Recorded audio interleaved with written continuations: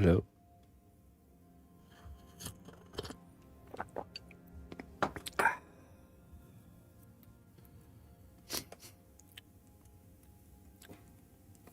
Good morning.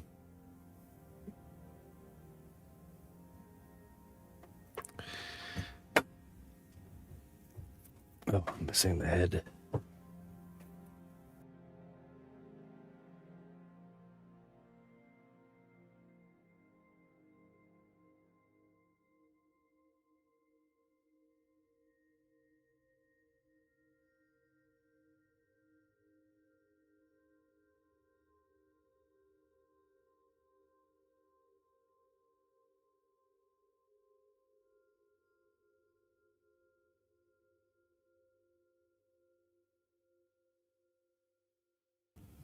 Okay, ladies and gentlemen. Class will not be continuing today. We will be doing homework. It was my intention to continue today to do the lights, but then I don't know why, I just totally spaced out the fact that the baking's not finished. So you can't do anything with lights until everything is done as far as things being sculpted and baked. So yeah, so we're gonna have to continue. And today we'll sculpt in the hand and arm, which will be the last part we need to do before moving on. So that's what we'll do today.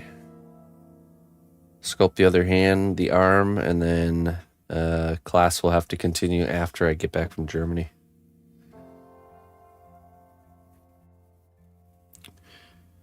And what we'll do on the first class back is prepping for lighting, and I want to sculpt like a cloak and some kind of non-robotic accessories. So it'll be November, middle of November. So yeah, I'll be gone for a month. Mm-hmm. And next week we depart next week, and I'll be gone until middle of November. 1 whole month. I'll still be streaming. We just can't do class because I'm not taking the robot with me. I know, right, Fenrir? Really came out of nowhere. You're just too fast. No, it's, honestly, this piece, and it's because of the nature of a robot, is it just takes a lot of time, like raw time, to get through these steps. So unfortunately, right now, I'm not able to dedicate a lot of the time during the week towards this. So we literally only have the time on this Sunday to get the work done. So although I have snuck in a lot of work during the week, but really I shouldn't. So it's just it is what it is. But yeah, so today we'll sculpt the second hand. We'll get the arm and all the last robotic bits done. So that when we come back, the first lesson will be how to do the cloak, how to add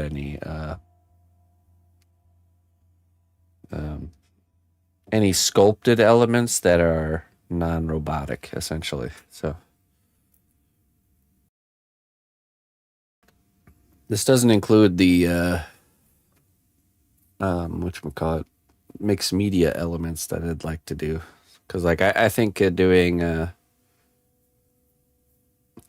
bundle of sticks under his backpack might be cool to do that out of mixed media. So like actual little sticks of some sort. And then the rope that the grappling hook is attached to, I'm thinking about doing that entirely out of mixed media as well, using embroidery floss and super glue. You want me to see the robot? I suppose we can. Just take a look at what you guys got going on and give feedback. You know what? How about this? Yeah. Let's do a review of the Discord today, and we'll just have to do it this way for now. I have to better plan our future projects, so that way there's not these big chunks of time in between the lessons.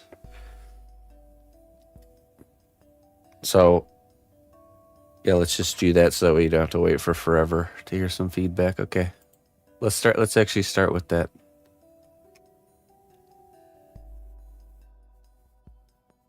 Plus, I don't think there's too many of you guys following along the robot class, so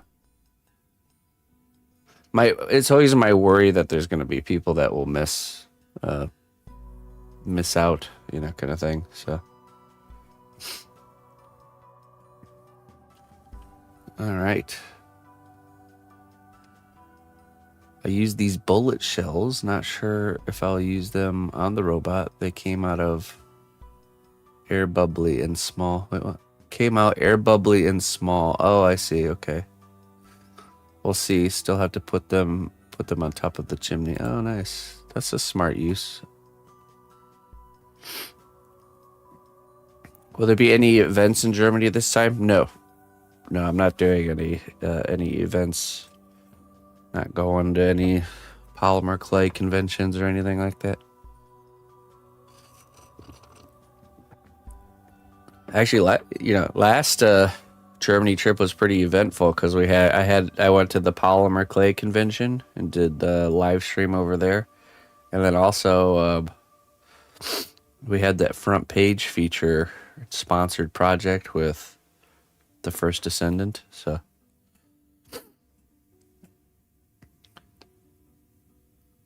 yeah, these make perfect base structures.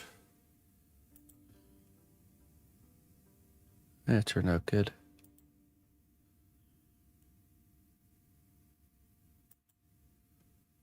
Almost looks like a walkie-talkie, doesn't it?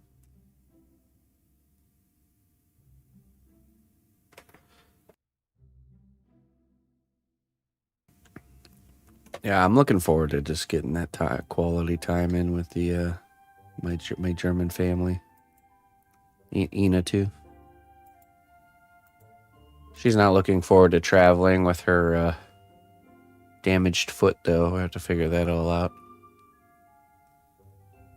It looks like they're gonna have to wheel you around in a wheelchair there. Things have gotten much better. She's just not sure if by the time it's time to leave that she'll be able to walk around the airport like it's nothing, you know? It's a lot of walking at an airport. Hi, Cena. Okay, this is somebody that might not be here. So I haven't made textures yet, but I made some screws and joints. Do you think it's better to draw the front part on the clay before baking? Any tips to improve the robot are welcome. For the front access panel, it can be done before or after. Because you have it so nice right now, it's probably better just to bake it and then do it after. Then you can like sketch it out with like a pencil.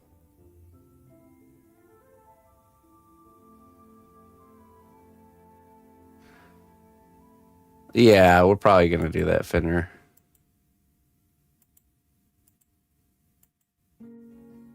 The missus usually doesn't like that kind of attention, though, so I could see her trying to us to just arrive like many hours earlier, and then we like slow walk it there. I could see this type of scenario happening.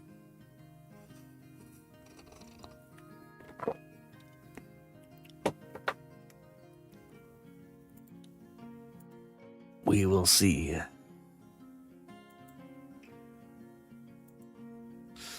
All right, well, yeah, I don't see anything really that sticks out that's says it needs work.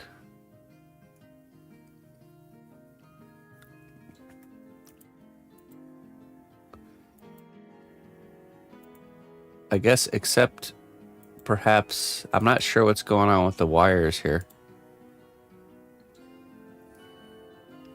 Okay, you went with the tube method, nice.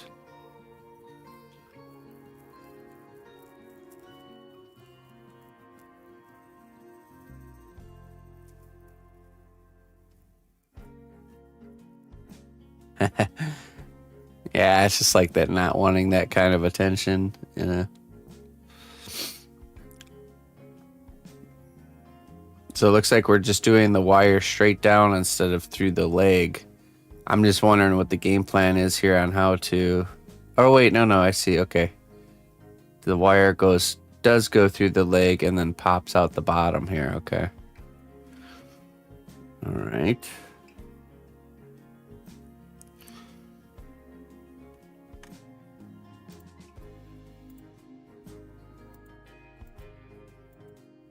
Because, okay, so here's the thing. Those wires are going to have to go into this cavity here, into the torso. So what you're going to have to do is you're going to have to cut a little window through the bottom and feed that wire back into there without cutting the wire itself. You just have to be careful with that. Yeah. Other than that, everything's looking good.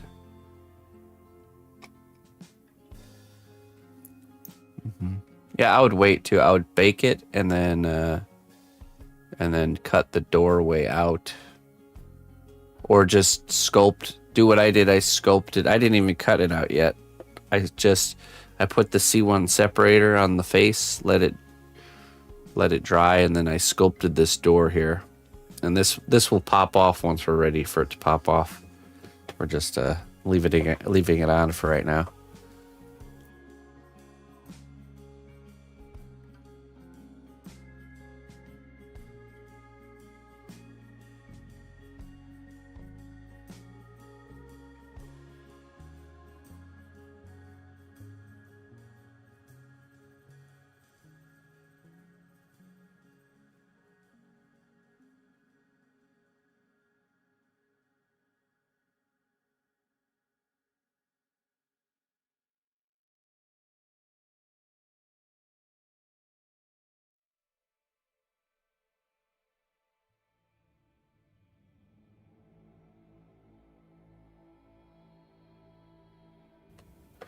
A little bit allergies this morning. Okay, let's continue here. Progress. Wait. Yeah, okay. Progress with the interior of the big bot. Checked my wire and it works. So I'll be lighting it up to make it look like the little drone bot is welding in there. Oh, okay. Did you see that the place that I buy my LEDs from has a welding kit? I've never used it, but they have a light kit that's supposed to mimic what a welder looks like.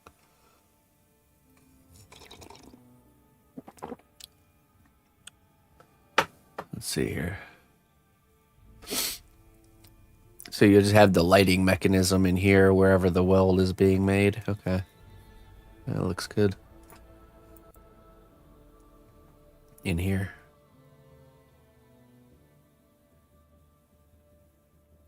I bet those bolts are going to look really good when it's all painted up.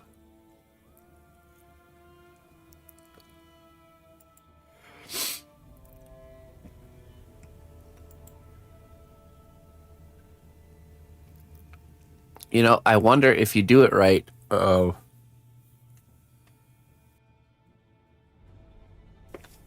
If you take small fiber optic cables, like the real thin ones, and just kind of glue a few of them, kind of going off in different directions, just not super long, but a little bit, would create that kind of like effect of like sparks, you know, coming from the weld.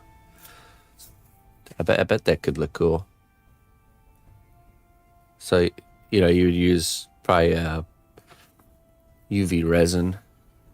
Once you have the light bulb in place for the actual, that makes the welding effect, then you can kind of put the little fiber optics. I was going to do tiny wire painted white. Oh yeah, I've seen that. I've seen that technique too. For like a lightning effect. I was thinking like sparks that are coming off of the weld, you know. You could emulate that.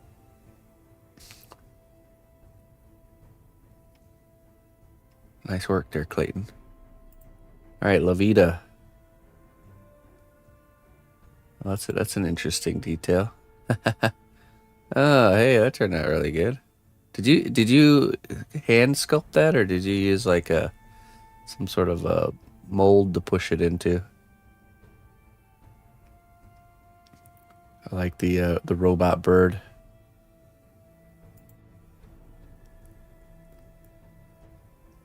Yeah, all you would need is I mean, I get rolls of this stuff, this like fiber optics in different thicknesses, just like the really thin stuff. And then you can just add a few little sparks at different lengths coming off of where the source of the light is.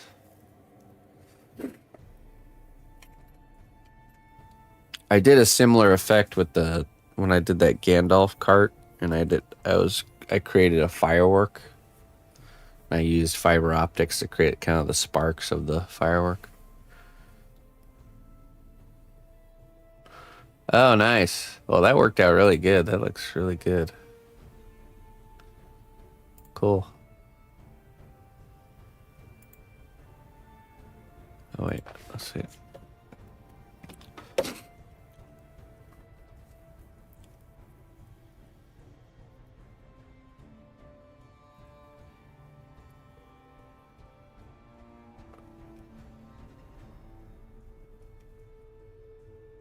It's funny. He's kind of got like one of those vests, like how those policeman vests have like so much going on in the front. Everything he needs. Nice work there, Livy Deluxe. So did you end up using the bullets, or you haven't decided yet? So let's inspect for fingerprints here. Yes. Oh, that might be one right there.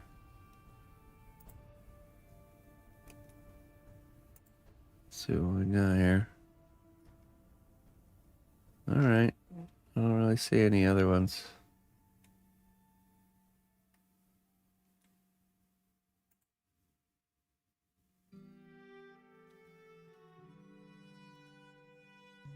It's the texture rig, huh?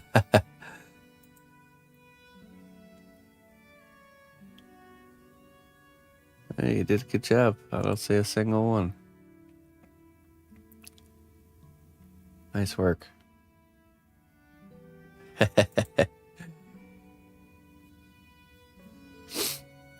Soldier Dude, here is my latest. Haven't posted in a while, but I'm always here. Just not always here. Mr. Soldier Dude. That's looking good. Okay, so he was going with like kind of like a front shield thing here. I like it.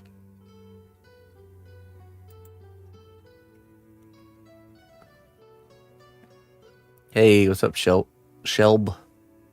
Shelba.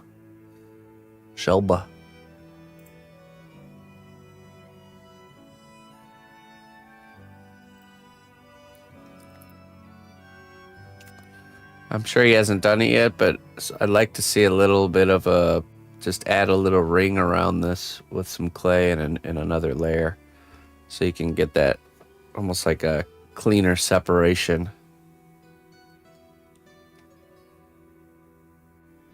This one looks better. This one could use it too, on these two here.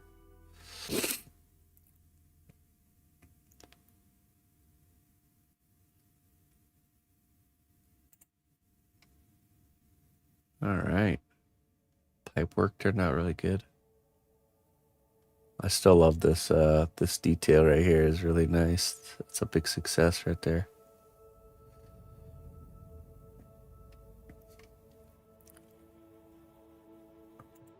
Robot. Ooh, okay, even did some bracketing on the front. Nice.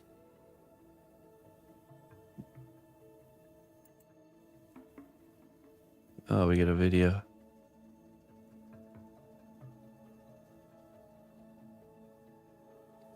There he is. Oh yeah, and he's gonna have that kind of sled he's pulling. It's gonna be cool.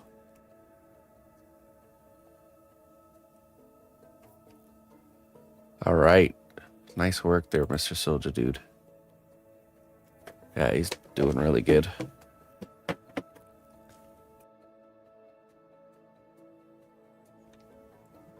All right. I think that's everybody for the robot.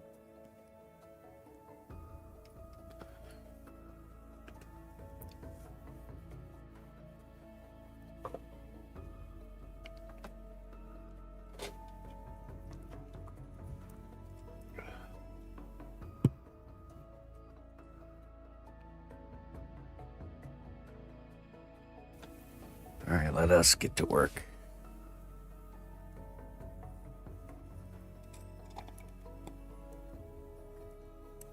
Okay, now I can go to Germany. All right.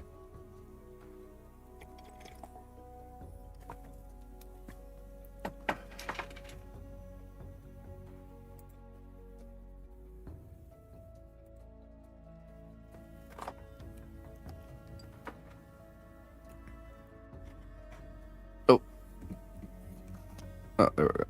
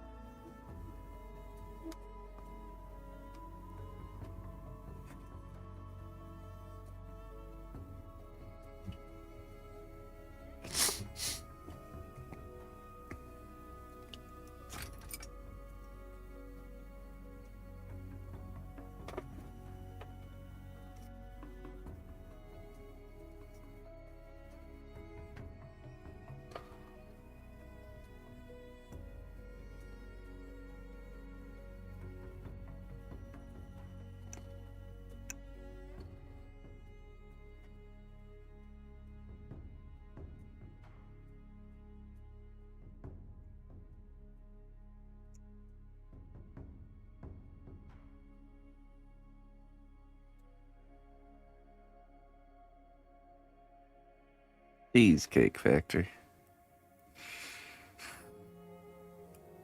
See, this is what I think Soldier Dude should do on those, where those hoses connect. Just this little piece here. Hey, what's up, Hugo? Good day. Okay, this is what we're gonna work on. We need to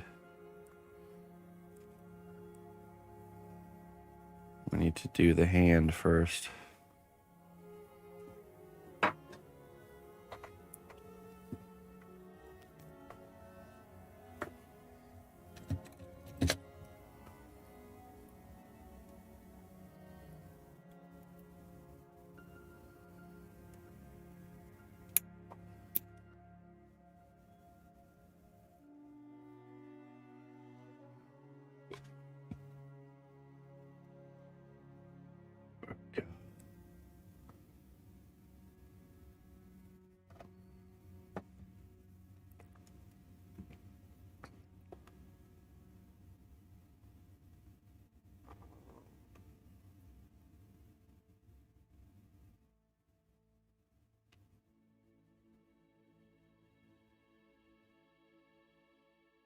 Do we use super glue on the fingers?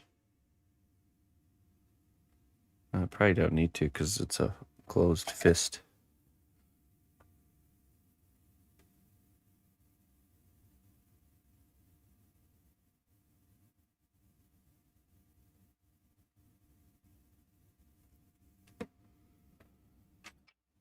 Let's use some clay glue. Should be good.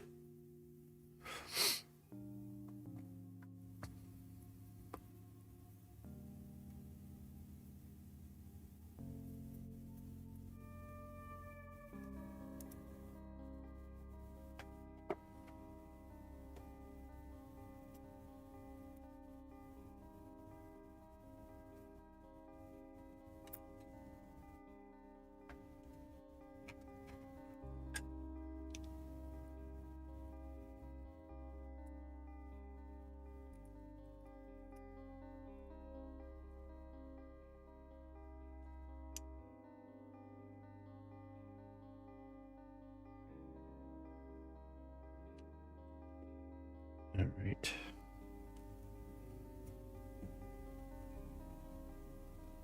Actually push some material into the middle of the hand here, kind of support everything.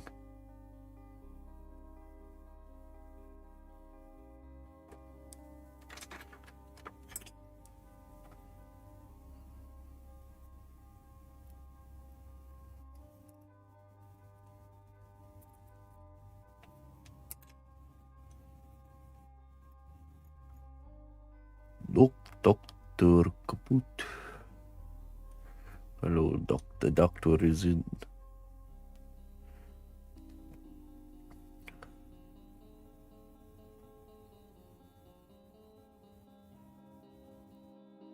Alles klar. The doctor is in.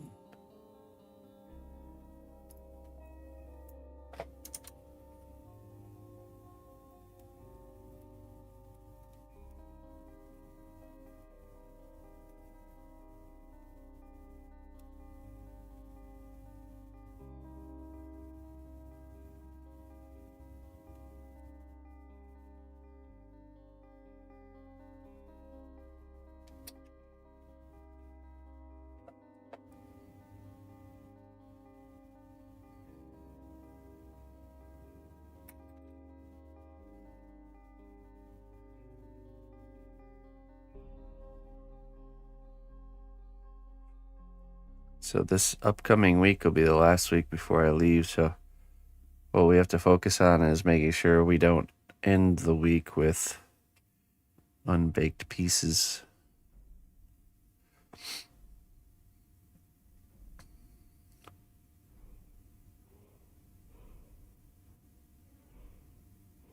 No uncured clay left behind.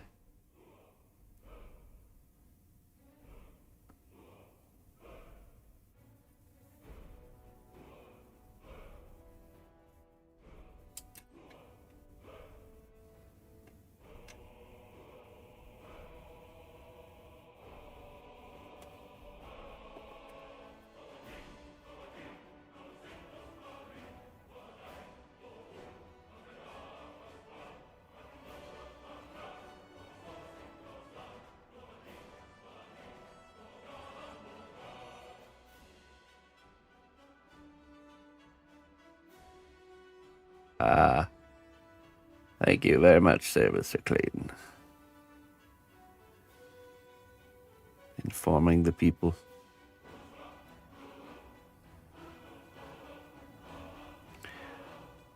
I knew you would step up to the challenge to be held accountable for such things.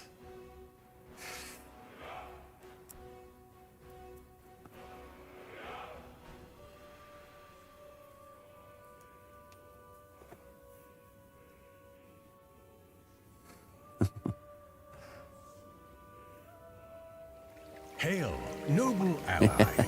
Please accept these treasures as a gift for your Hey, unwavering Shuli. service to the kingdom. Thank you very much, my friend. Holy cannoli, Shuli. It's been 43 months. Thank you very much for sticking with me and supporting me for such length of time. I mean, it's past 24 months. You're officially stuck here forever, so glad to have you. Let's see what we got here for you. Just as the alchemist transforms metal into gold, believe in your ability to turn adversity into opportunity. That's right.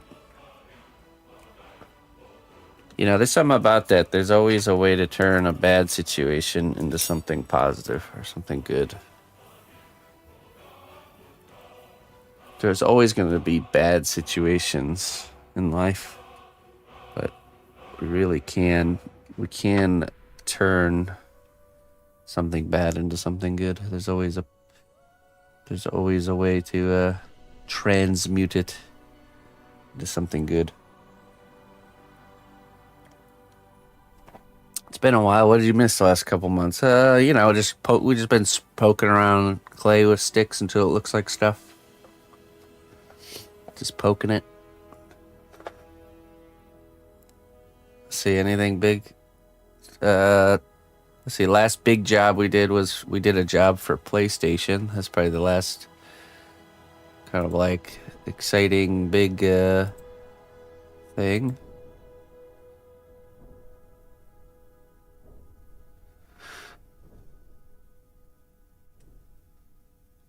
Let me show you. Not sure if you've seen that or not. We were commissioned to do this sculpture of Norman Reedus for the launch of Death Stranding 2.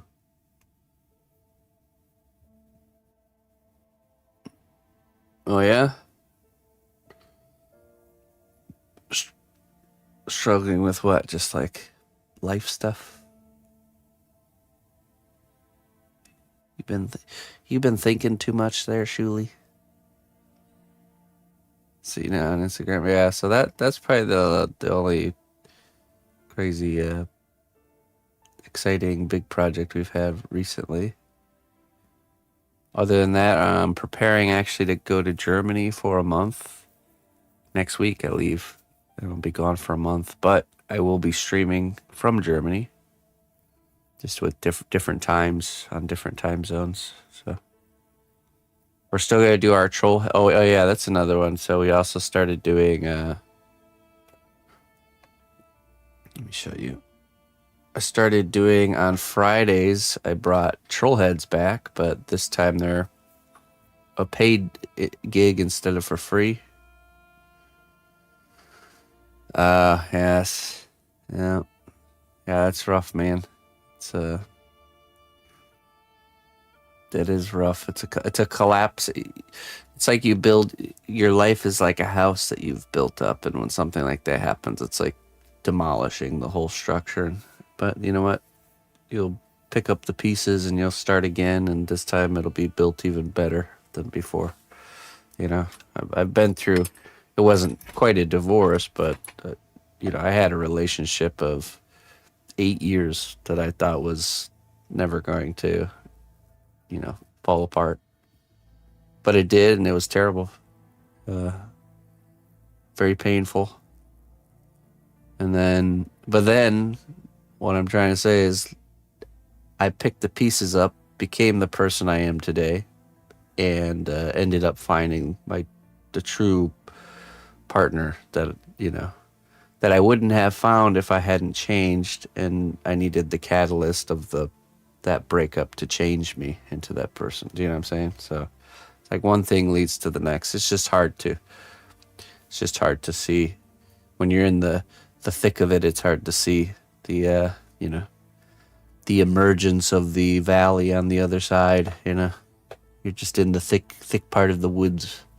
You can only see the next step in front of you. That's all you can see. So just keep walking forward.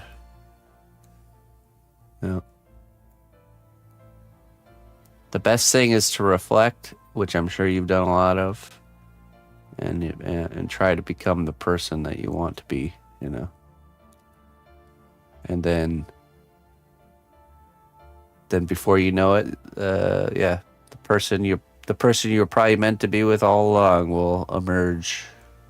Because it's all about timing in life. Where let's say my wife Ina, we're very close, and if she had met me, old me, before all the kind of chaos of life happened,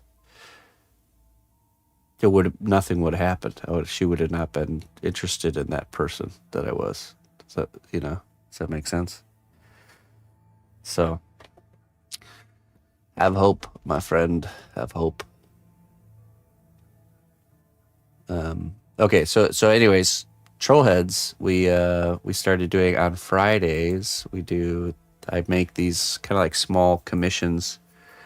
They're all numbered and signed. They come with like a nice wizardy packaging, and you get to commission whatever kind of character head you want. And I sculpt it on Fridays in one sitting. I sculpt the head.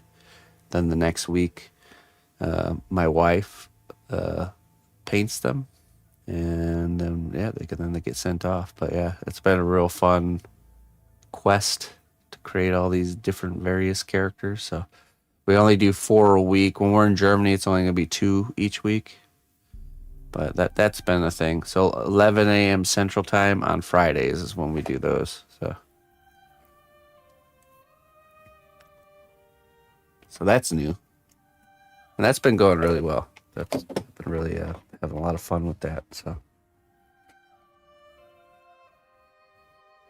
be with yourself for a while and enjoy your own company. Then you'll naturally attract. Yes, that's totally the case right there. I'm telling you.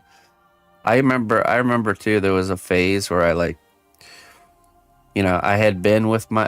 been just on my own quest of finding myself for a while, but I had started to, desire partnership of some sort.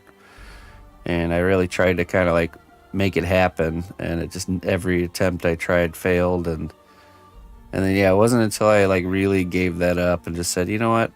I'm just going to focus on what I got going on here. And if something happens, it happens. If it doesn't, it doesn't, kind of thing, And then it happens. It's like when I truly let it go. That's how it works a lot of the times.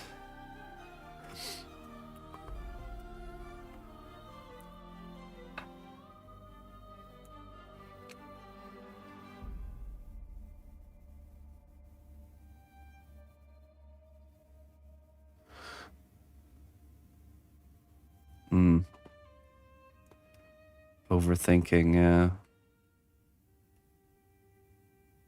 Try to train your mind to not think of things that are beyond your control too much, or to not, if there's nothing you can do, then there's no reason to stress and worry about something that's beyond you, You can, you can train your mind to think differently. It just takes repetition and constant reminder. Then you'll be sleeping at night, no problem. I promise you. Every time you catch yourself going down these thought pathways, stop yourself and remind yourself.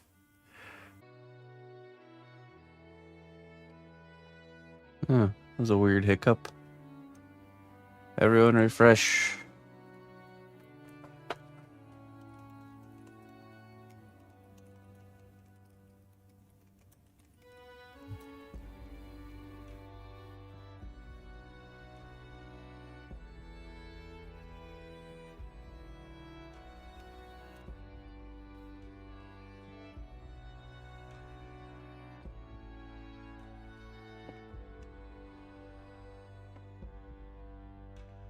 All right. I was sharing too much truth. They shut me down for a moment there. Can't be freeing people's minds on the internet. That would be terrible. Dang it.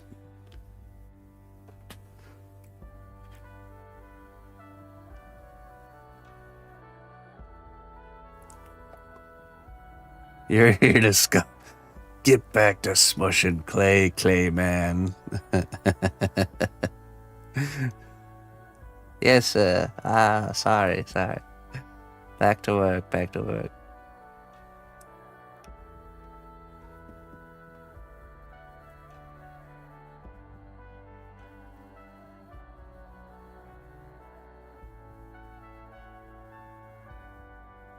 My YouTube channel will be removed from existence shortly. Oh no, I've done it.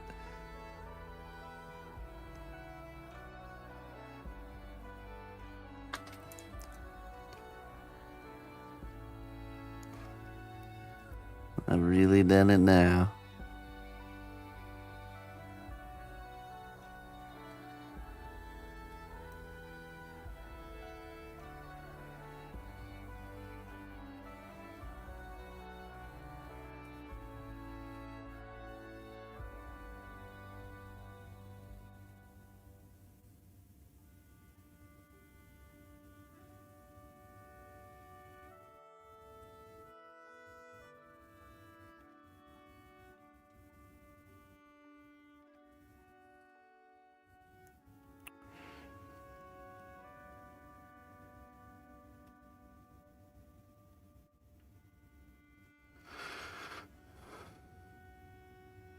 Oh, I'm not familiar with those there, Christoph. I'm sure it's really common to come to the same conclusions. If it really is a universal truth, then people will come to the same conclusions without even having interaction with each other.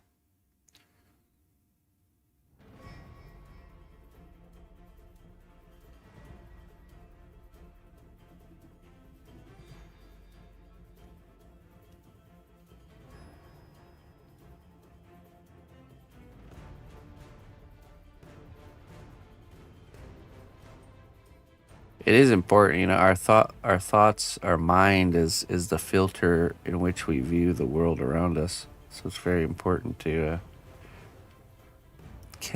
take captive your thoughts, to not let your mind just do its thing, to wander and to worry and to cross all these bridges that don't need to be crossed mentally.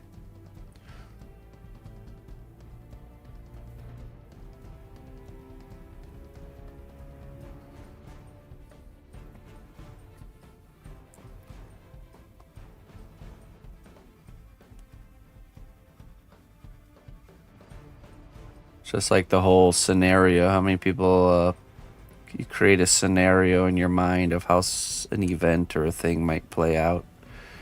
You literally think of the scenario as if it's actually in front of you. All the terrible, worst things that could go wrong, and then the event actually happens, and it's nothing like what you spent all that energy thinking about. Just crossing bridges that don't need to be crossed.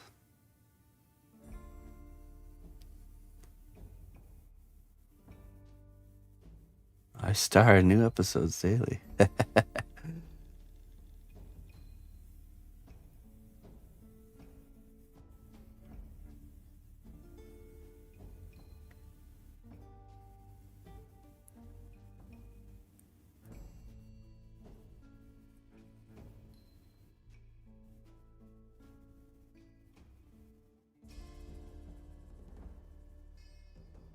The only thing I'm thinking about right now is if I can make drop biscuits out of pancake mix. Yeah, probably.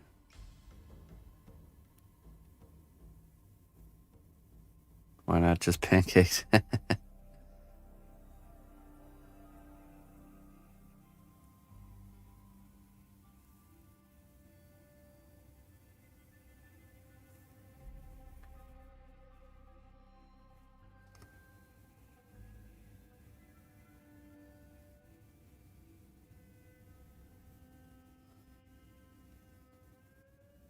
Right. Well, and I say don't think about any case scenario and just stay grounded in what's in front of you. In the moment. So easy to get caught up in like almost like trying to predict outcomes or future scenarios.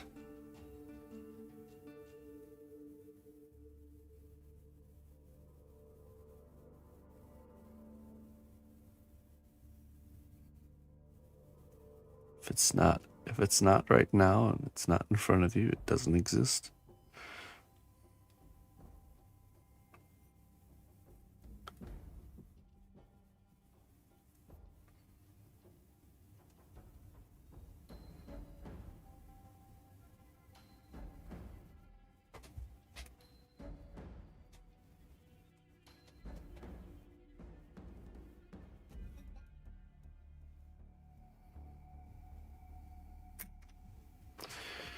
Let's see how this hand looks. I'm gonna try to match this up.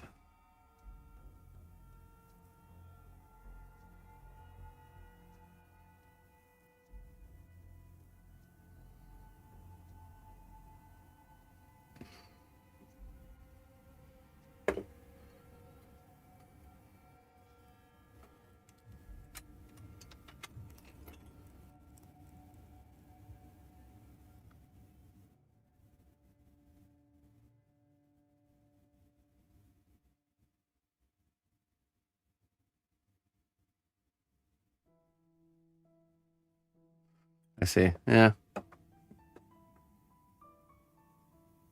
Well, that's the reality. We're all on our own quest of figuring that stuff out. If you find a strategy that works, good.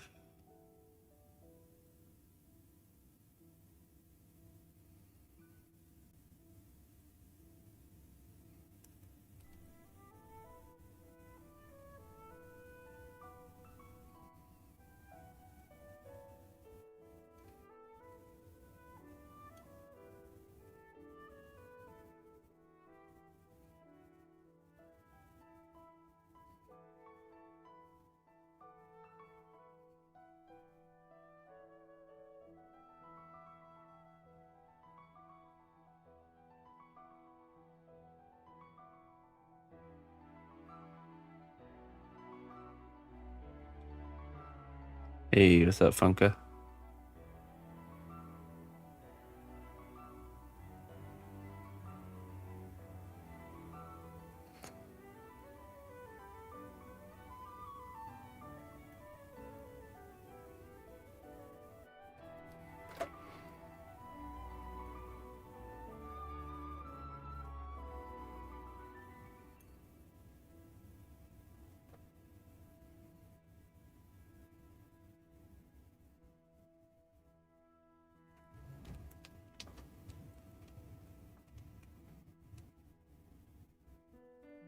Oh, there you go.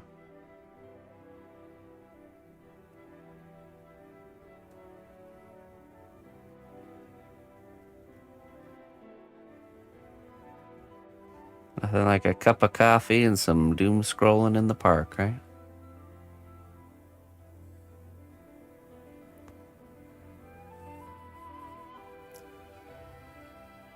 Digital detox. Yeah, that's it's good to do that every once in a while. Like fast from that. For sure.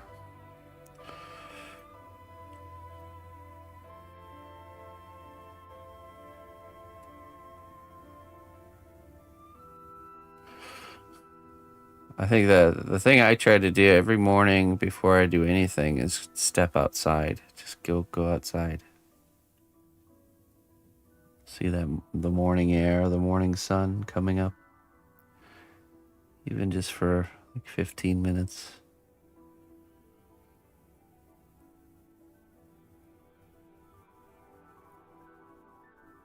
My beginning of my day starts with a little, like a mini gardening session where, and this is where having a dog really is nice because they'll make you go outside first thing, even if you don't want to particularly that day, you know.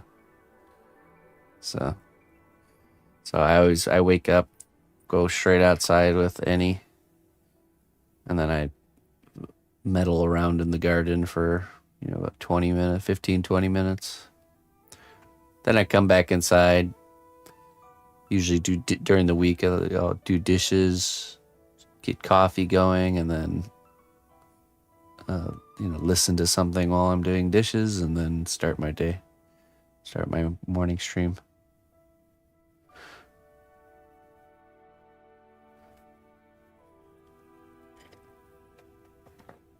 Fishing for some carp, huh?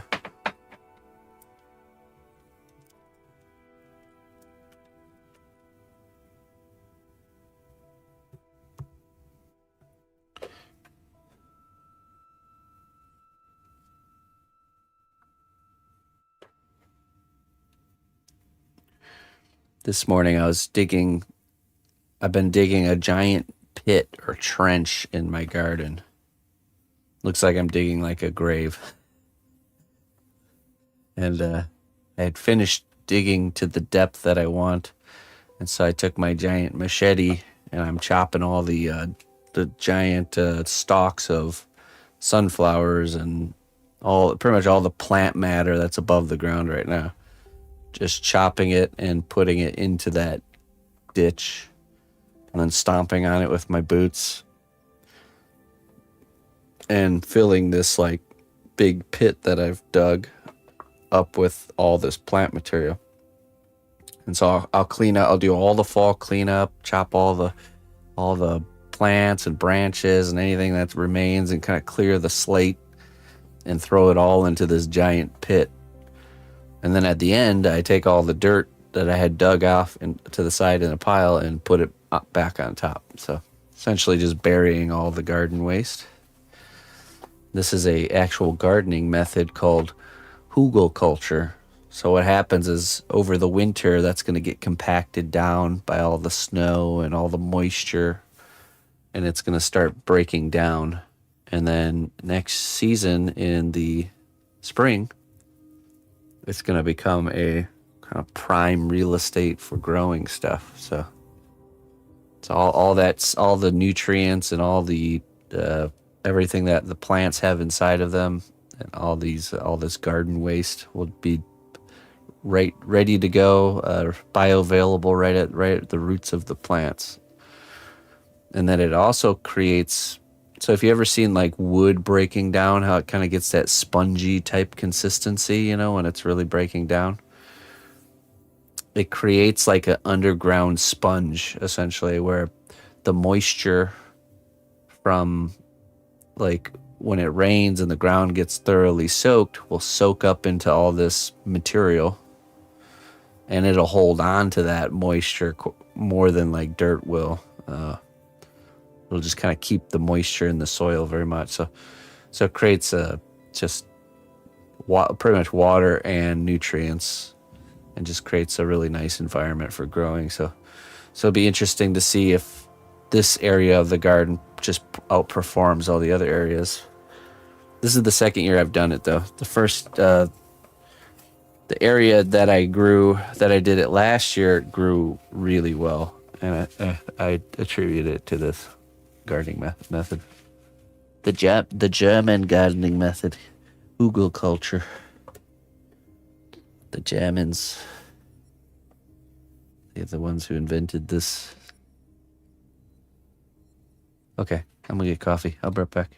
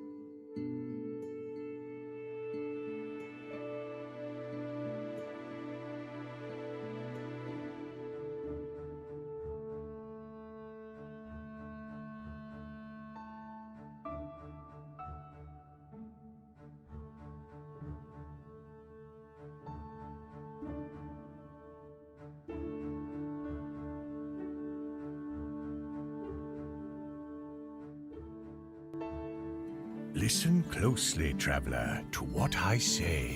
Twitch Prime does not even cost a dime.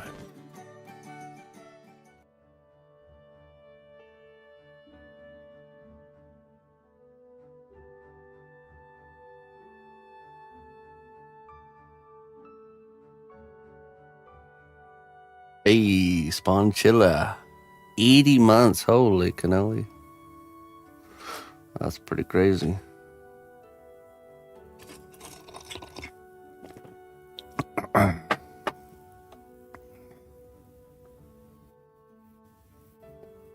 Yeah, appreciate that, man. Thank you so much for sticking with me. Spawn Chiller, how you doing? How's life treating you? And yeah, Funka, I was really happy with how that turned out. We just need take the painting department will take it away.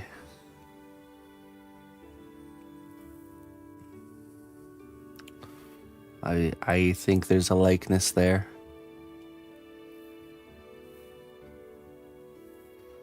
I had a revelation that cats are really similar to snakes, more than I originally had thought. I always thought they were similar to snakes because just the eyes, but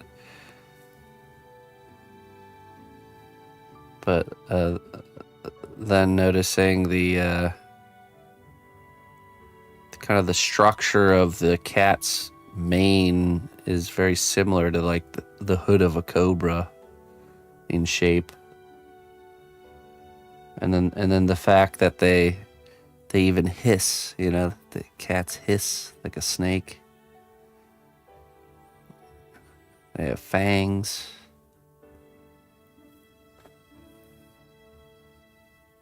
They also coil up and pounce. Yeah, it's just a lot of similarities.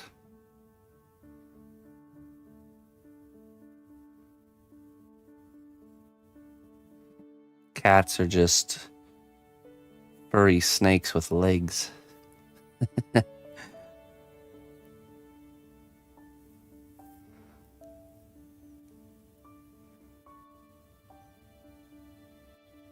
That's the only conclusion I can come to.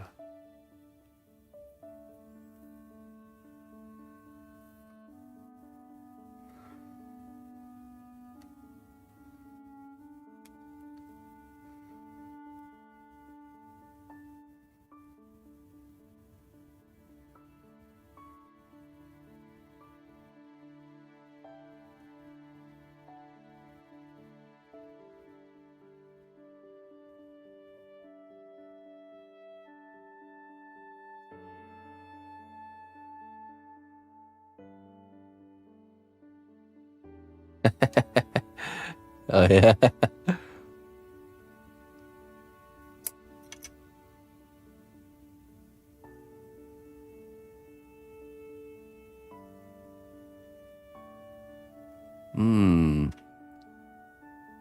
Truly creates. Well, I've always had, so as an artist, I chose the name cnotbusch because it's actually my name. And I just think, I don't know, having your art linked to your name is a good thing.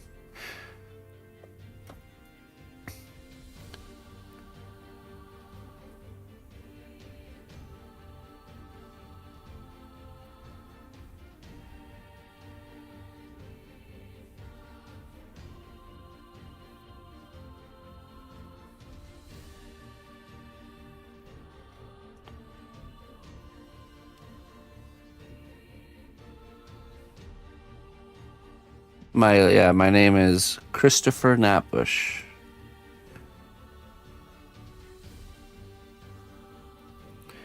Christopher Roger Knapbush.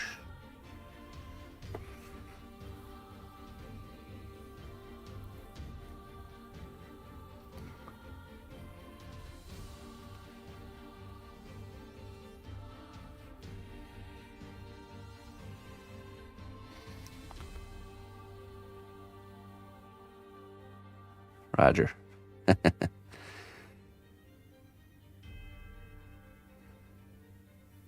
Bango bongo. This guy coming out of nowhere. I have German roots, yes, I do.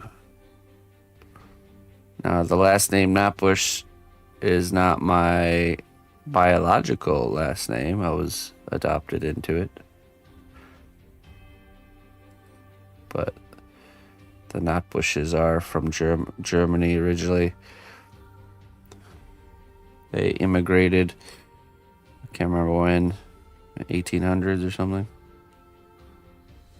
They went by foot to France and then by ship from France to America.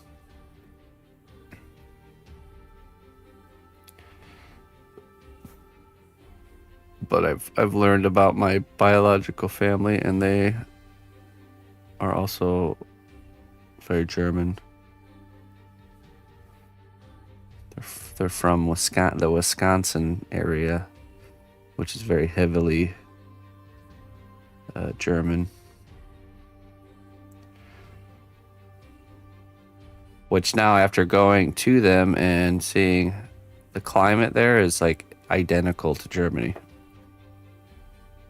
So, like northern Wisconsin area is like so.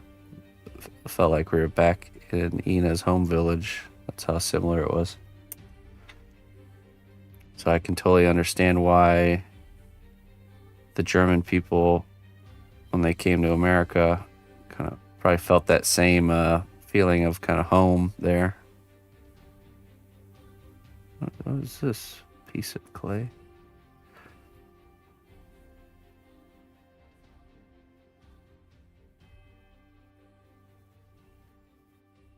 Emergency shrub, yeah. That's what the translation is. Because it used to be spelled with a K, so Knot. But then it was being mispronounced all the time, so they, long time ago, changed it to an Not. Hey, what's up, upstate? How you doing? Emergency shrub. Not sure what. I always like to think that old family names link back to like some sort of a job that they had. So I'm not sure what an emergency shrub service would look like. Maybe like I don't know, like I have no idea.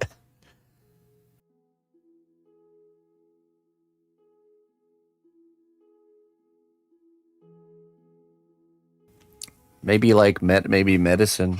Could be like herbal medicine. Some sort of some quickly quickly needing your like shrubs trimmed into a shape of like an elephant for some fancy party or something. It was like a expedited shrubbery trimming service.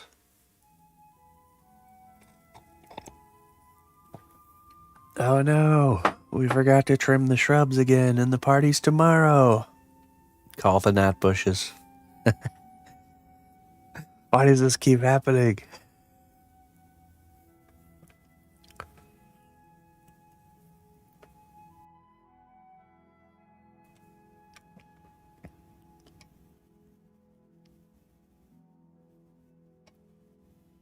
I demand a shrubbery. Stat. Urgent shrubbery. You pay a premium for needing something right away.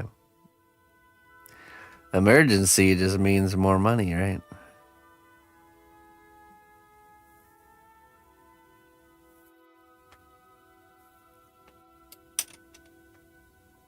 Not bus.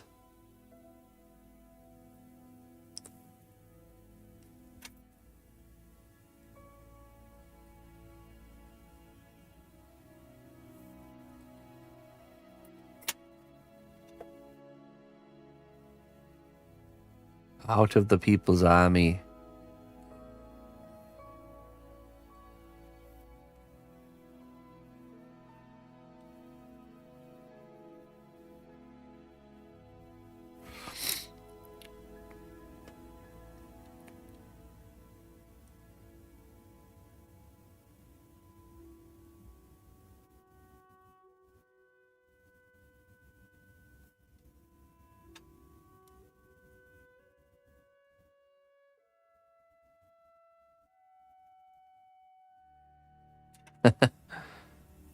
There you go, Sheila.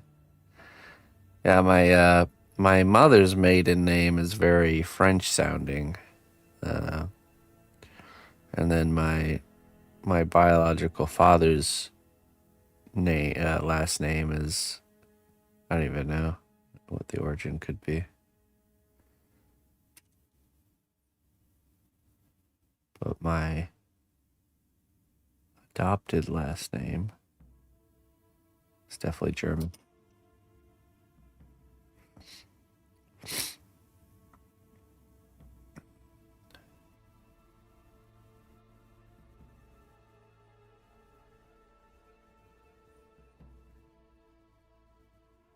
Niederwald.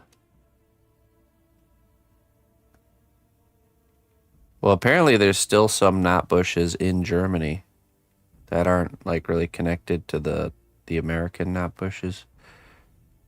And worldwide there's really only like a couple hundred cnotbushes. Let's just say the lineage of cnotbusch didn't spread far and wide. They're doing something wrong.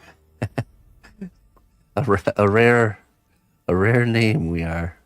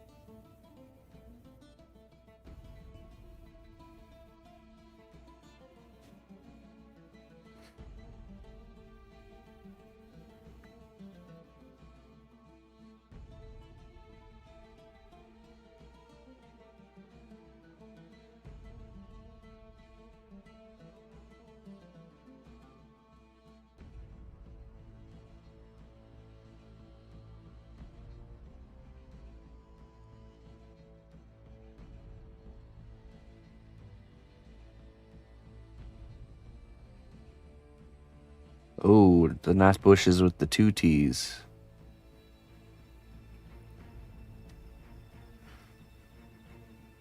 Those are our rivals. 2 tiers.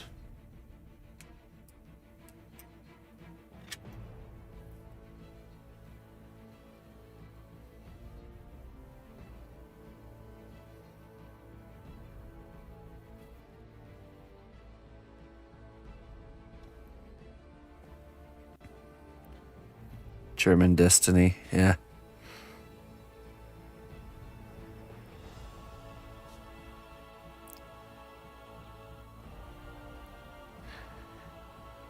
The Germans are everywhere.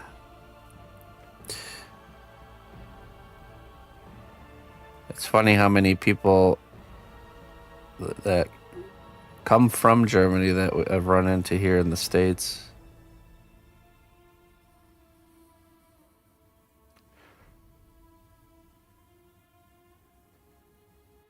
The Germans.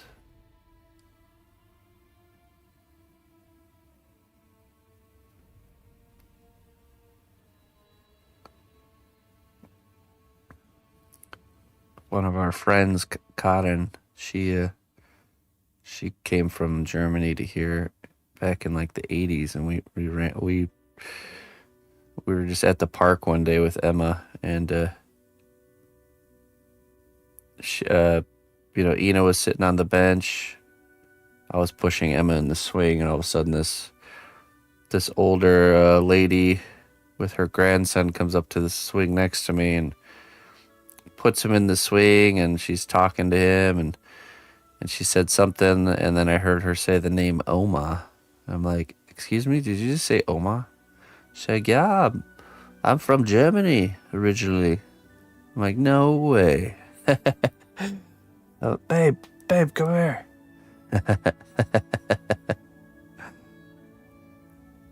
And we hit it off and became good friends. We've known her for a couple of years now. But apparently she's from the same region that Ina's hometown is. And even knows her home village and everything. It was a pretty small world moment. A German. So her and my wife are good friends now. You gotta love how those random situations happen. And then when we got to know her, she introduced us to a few other kind of Germans that live in the area. And then there's this lady. We go to a farmer's market every weekend, and there's this lady who does baked goods. She's the Swiss baker. She's from Switzerland originally, but she knows German. And then she has connections with local Germans in the area, and it's just funny how that is. And one of the Germans that she had connections with, our other German friend also knew. So we live in. So I think there's a higher concentration of Germans. I mean, they're probably everywhere, but the Midwest is where we live. So like the middle of America, right where the Mississippi River is and Illinois and Iowa border is. The bigger town is called Davenport, but the whole area is called the Quad Cities area. That's where I'm at.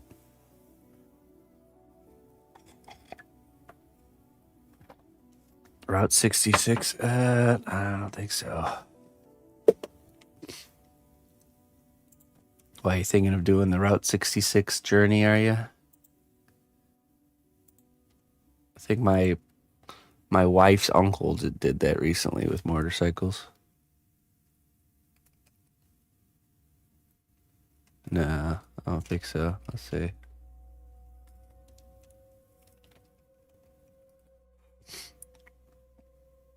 Oh wait, maybe it does. Oh no, it goes south. I'm more north.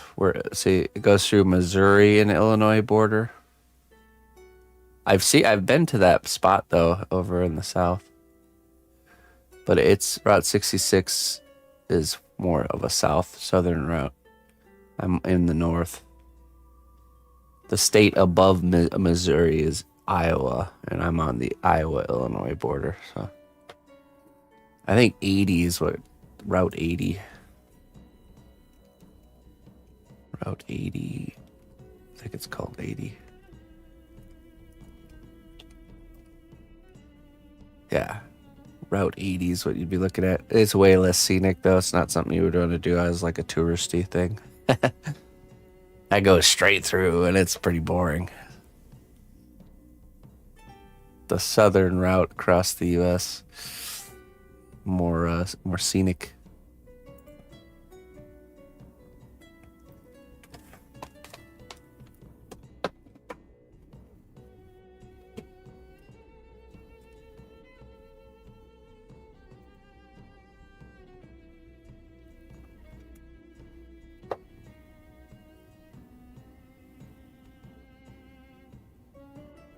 No CNOT billboards? Not yet. We're working on it. Billboards and ads in the paper, I think it's going to be our next advertising venture.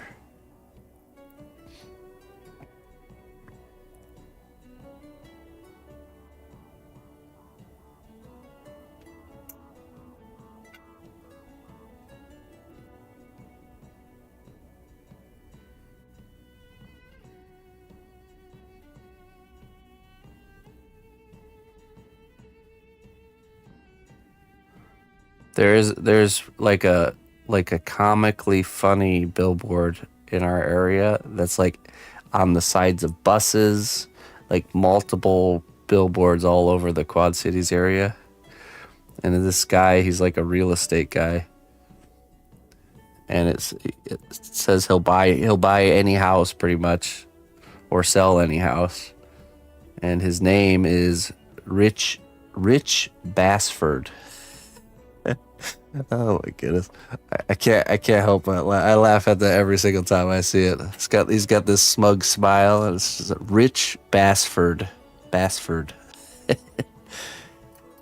Dang, Rich Bassford buying up all our houses and selling them. Got his face on the sides of buses. It's like straight out of a cartoon cartoon character. You rich bastard.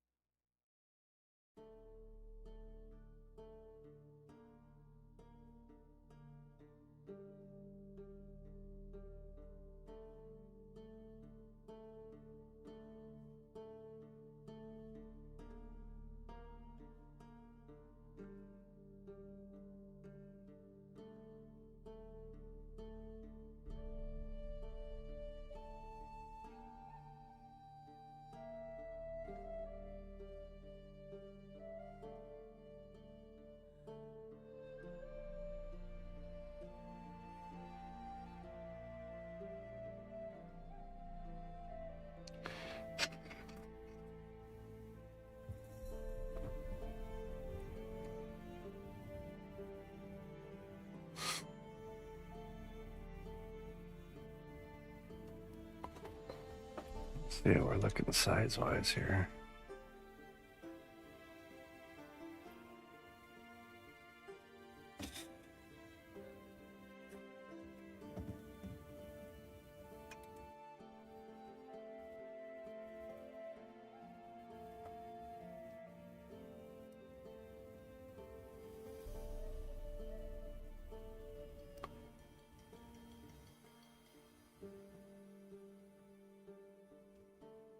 Oh, nice. Living in Germany, huh? Where'd you move there from?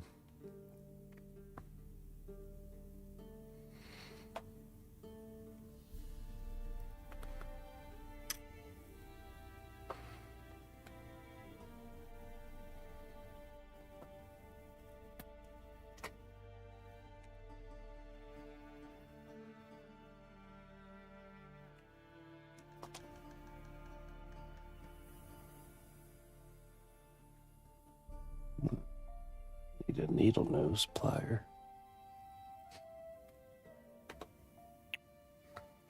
South Africa, that's quite a move.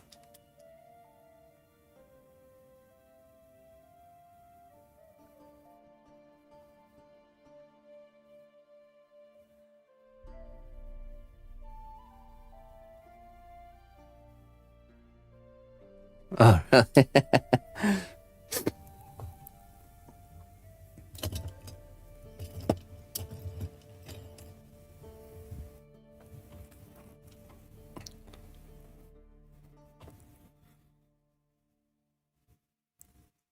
How are you liking the change? Deagle. Good morning, Deagle. How do you do?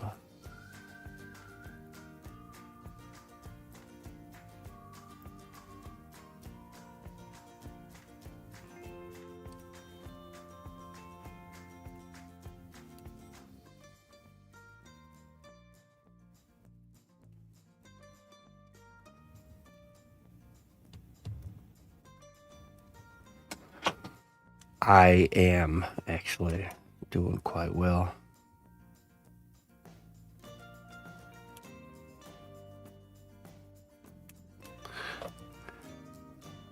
It's a great day to be alive.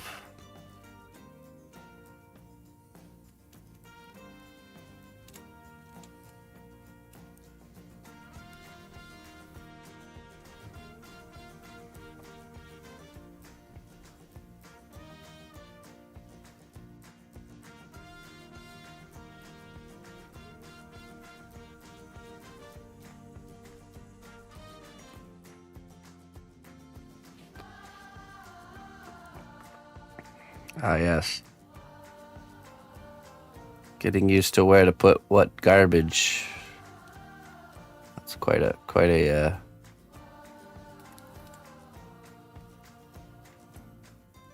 a difficult thing.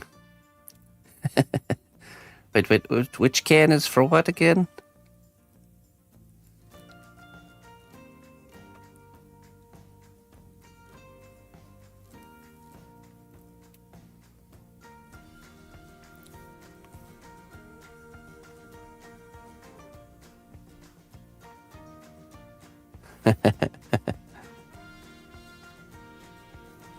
Yeah, I have actually.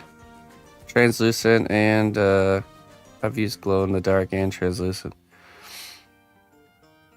They're softer, much softer, but useful for a lot of certain effects you're trying to do. The translucent color is more like kind of like how like a tooth is translucent, kind of like that color.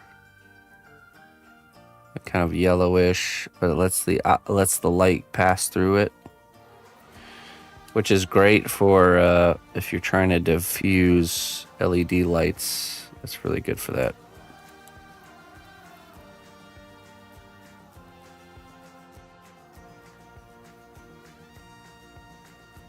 No, yeah, it's perfect for that. Basically, like the classic glowing eye or glowing effect where the light isn't as intense as like a LED bulb, but it's really diffused and nicer looking. It does a great job at that. So we will be doing, I think on this one we'll be doing some translucent to create that effect, to create a nice diffused light effect. And then you could also use it for I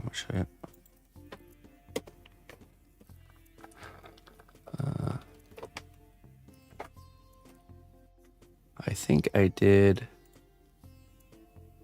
No, if it's a thick layer, the as soon as the light touches any part of the translucent clay, it permeates through the entirety of the body of the clay. So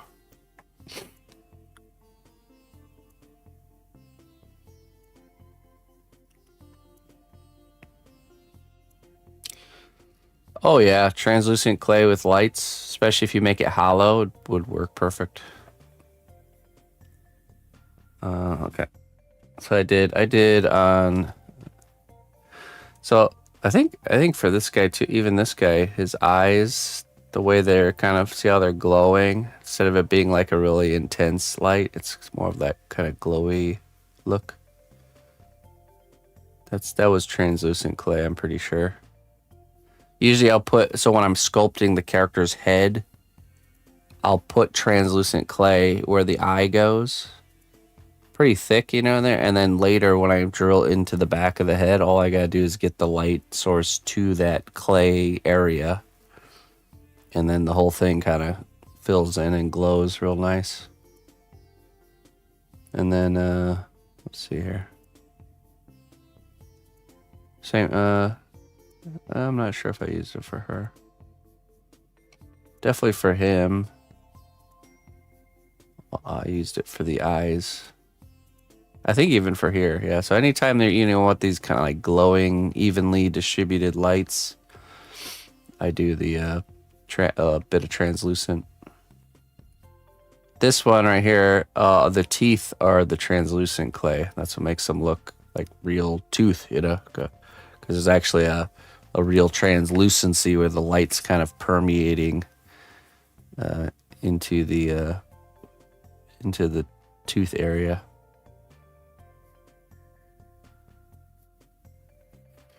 So you can use it for light distribution and also the tooth look.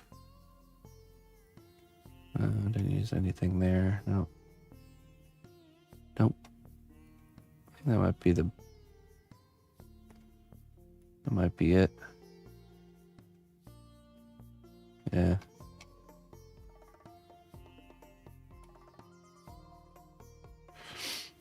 Piece is way bigger than you thought, yeah. I think all of my work is way bigger than you guys think, because it's just the way the cameras work. Every client or every person that's ever seen my work in real life, they always say that it looks, that the pieces are much bigger than they thought.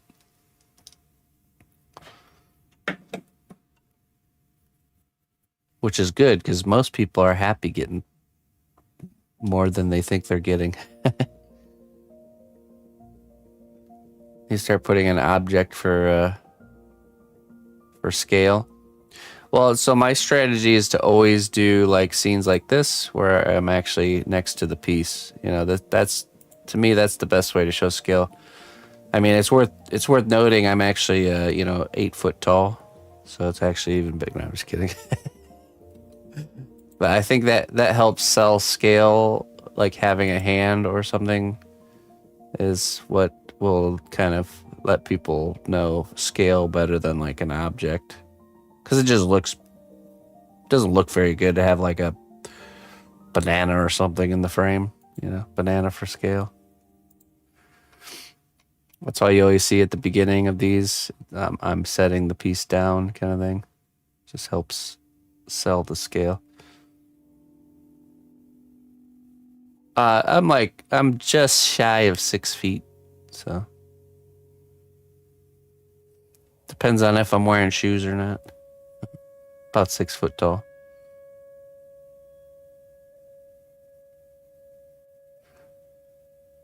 Thanks, Burkle.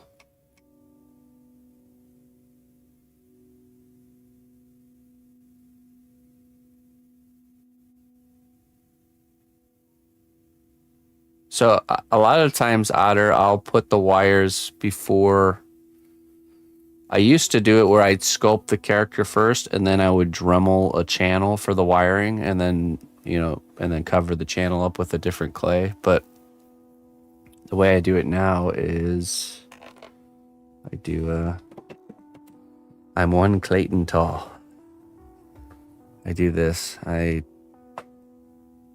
can see the wires here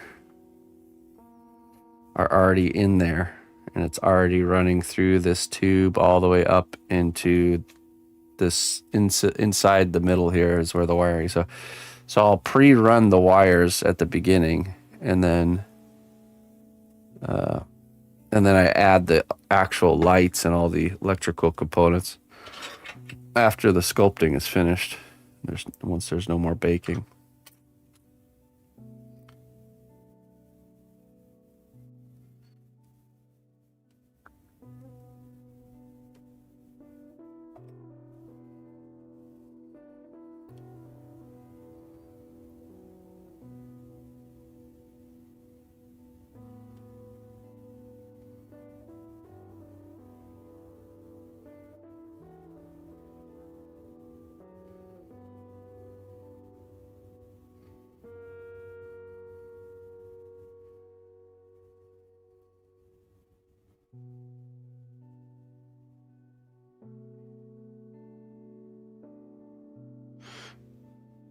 Well, a wire is just copper with like a heat resistant wrapping around it. There's nothing special there. Nothing that would be harmed by baking temperatures of the clay. I think even the LEDs would be fine too. I do the LEDs after, because I just have a subtle hunch that it might reduce maybe the lifespan of the bulbs if they had to go through all the baking. But I've seen people do that. They'll bake it into the sculpture with the light and everything. So I think it's better to add them kind of after all the baking's finished, just in case there's like additional wear and tear because of that heating.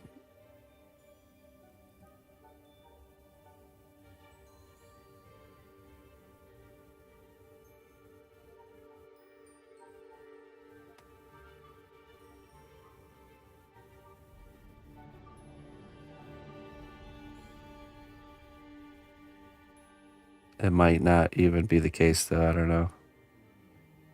It's just one of those things.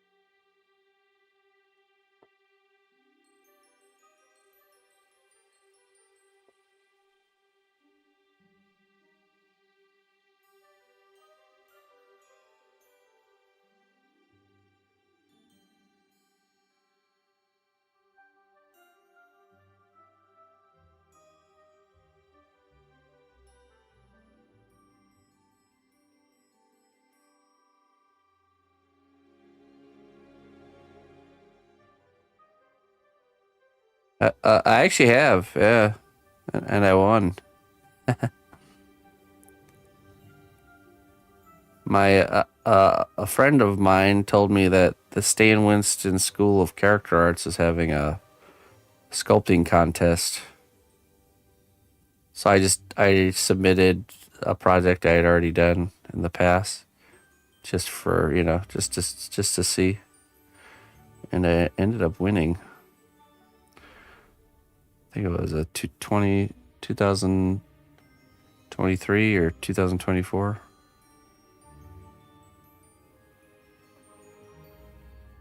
It's the only time I ever did anything like that.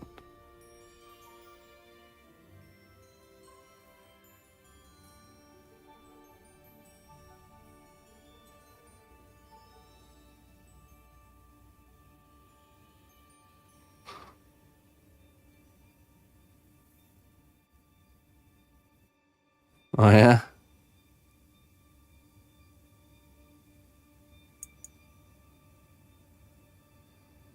Yeah, I'm not really going out of my way to like find things like that though.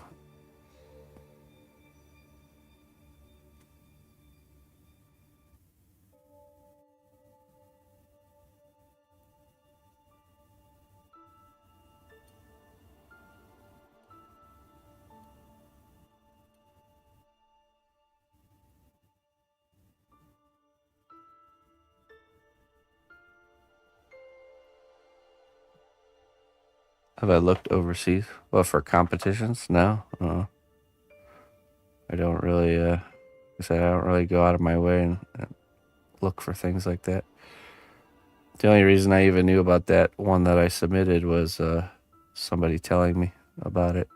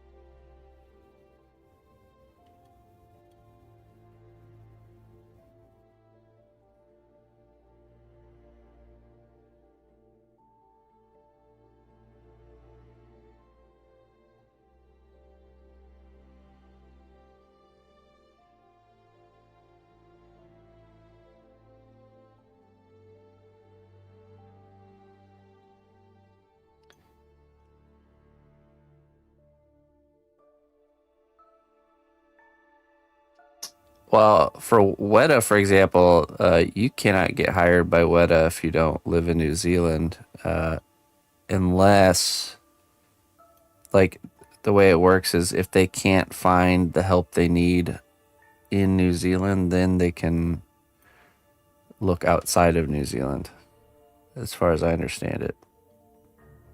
And I'm pretty sure they have plenty of talent there on the island. So there was a phase where I was, where I that's what I desired, was to kind of grow my skills to a point where I could work for somebody. But the longer I've been doing this, the more I realized that really working for yourself is the best case scenario. There's you don't have the stability of working for somebody else with like steady paychecks and not having to worry about getting new work coming in and all that other stuff. But the freedom trade-off is quite the freedom of doing your own thing when you want, how you want, is I think it's worth it. It's worth it. It'd be hard to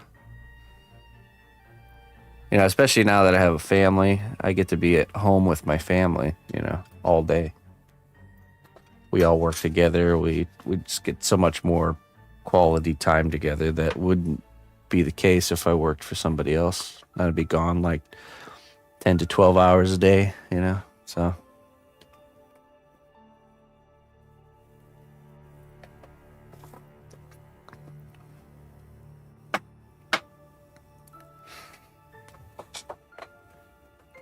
But yeah, when I was younger, that was the goal. Was like, okay, let's just grow my skills to a point that I could be like something that somebody else would want to hire on. But then you just realize, what actually made opened up my eyes to it was I was, streaming and sculpting and working full time for myself.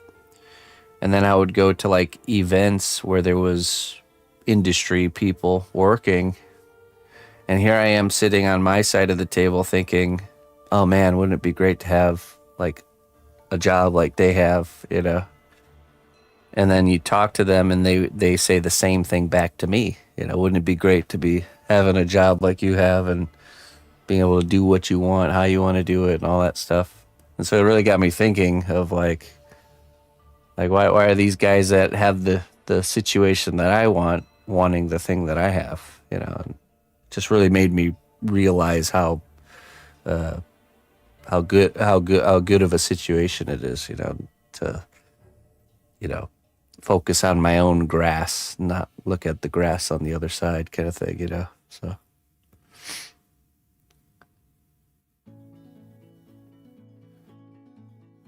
right, yeah,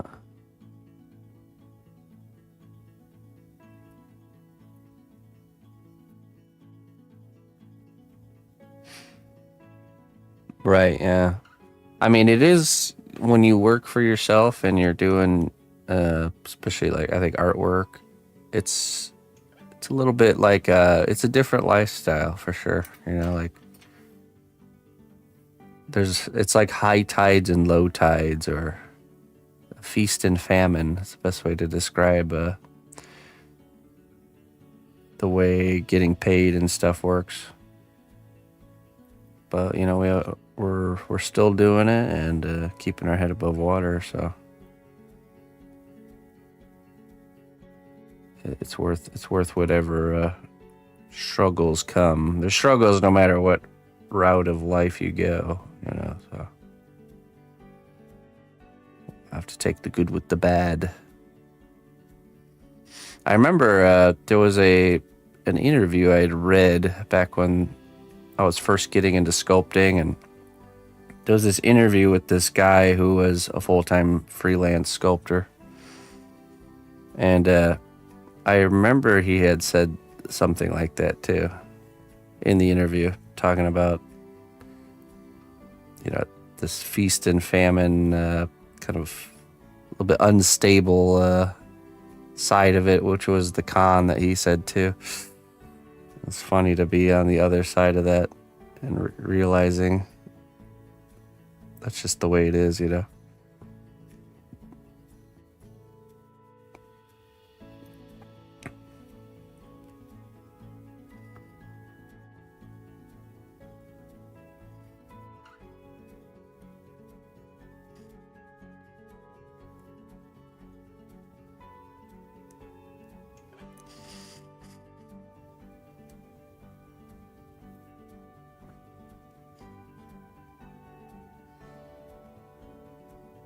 we go.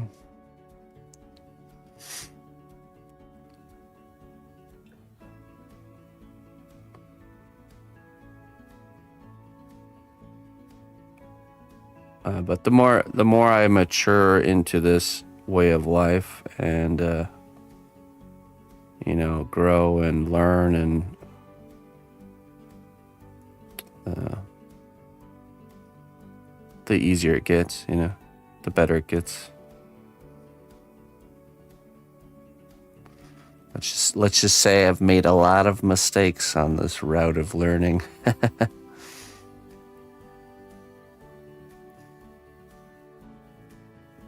Chaos causing of my own doing. But that's just the way it goes.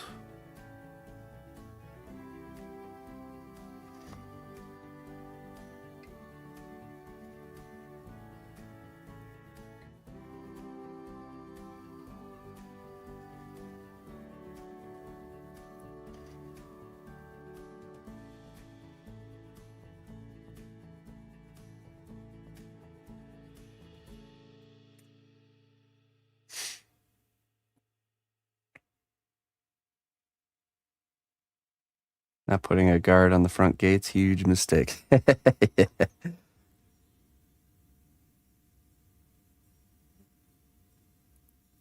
That's true.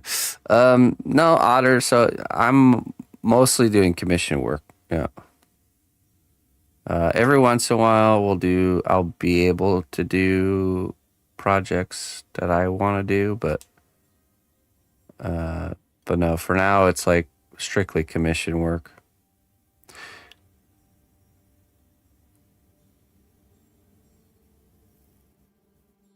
The thing about commissioned work is it's a really stable uh, way of doing things because it's a commissioned piece has a lot more value than a pre-made work, if that makes sense, because the ability to choose adds value. You know, when somebody who wants a piece comes to me and they get to choose what that piece is, it has more value than if I were to make something that I wanted to make and then have to find a home for it, if that makes sense.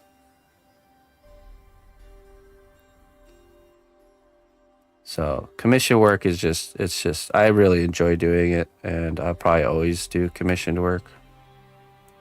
To me, it's like fulfilling a quest, you know, with the commissioner or client being the quest giver, you know.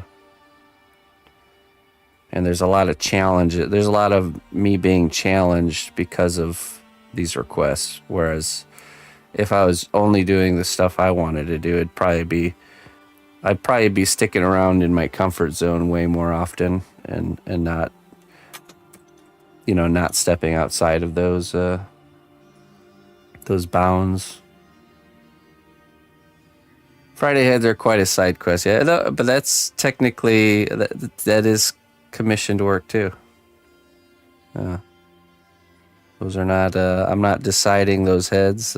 They're commissioned works. It's just a smaller commission, really. It's like a sample commission. That's the way I view it.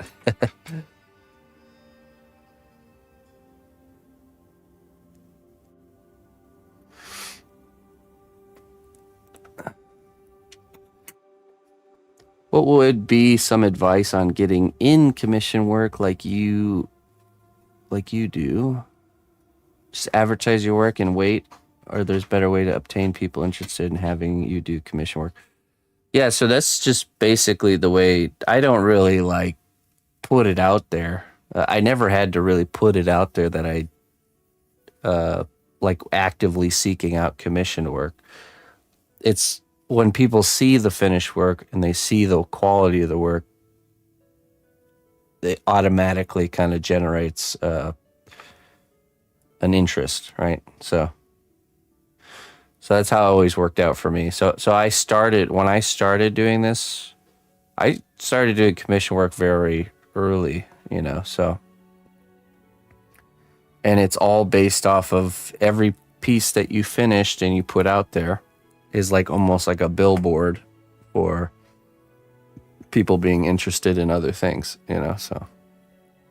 So I think once your skills get to a certain point and the quality of work gets to a certain point, it should automatically garner interest if you're showing it, you know, if you're doing a good job of putting yourself out there, you know.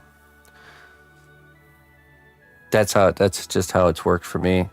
Obviously the stream has a big impact for that, so that people come in, they see the way I work, the way the work looks when it's finished, and then they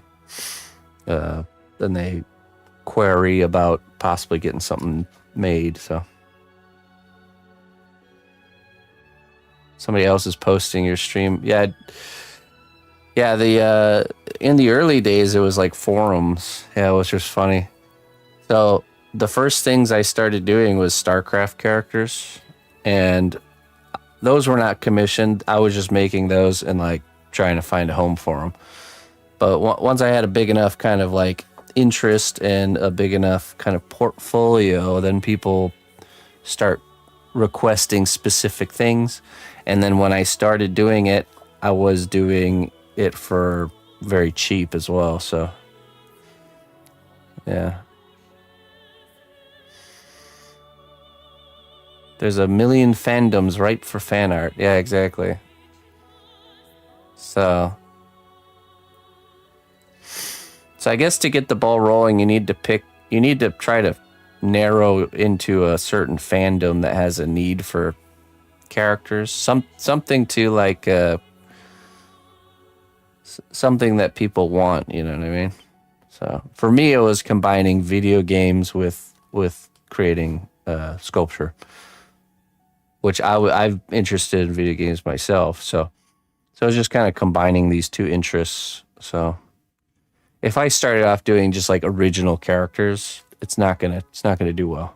That's just D&D. Yeah, D&D is a great realm to explore.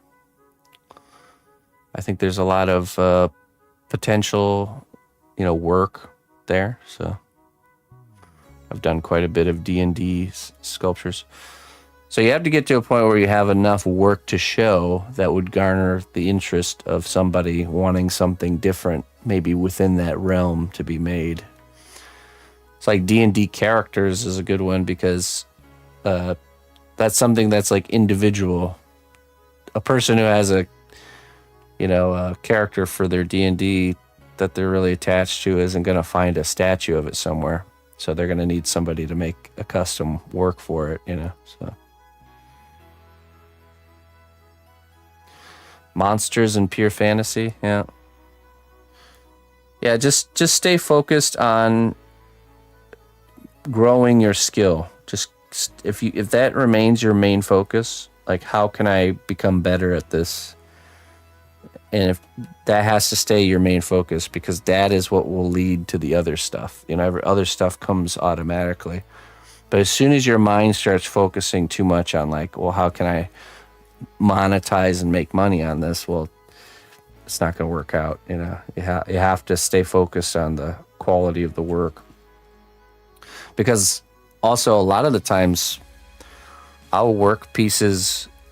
Most of the time I'm working my projects past the commission, so the commission is for such amount. There should be such amount of hours worked on that. I oftentimes go past that because that's like the I'm focused on making the work good and improving my skill, and then whatever, that's like the investing in like research side, you know what I mean? So if that makes sense. So whatever you pursue, just stay focused on that and let everything else kind of fall into place.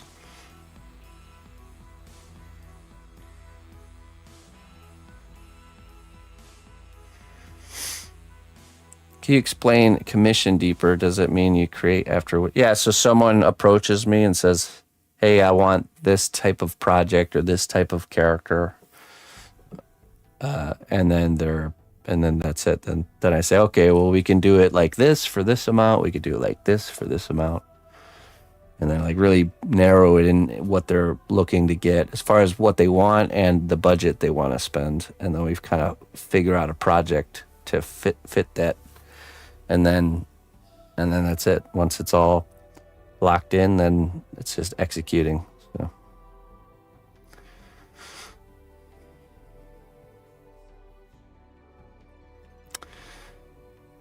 Oh yeah, it was a big problem, Otterbahn.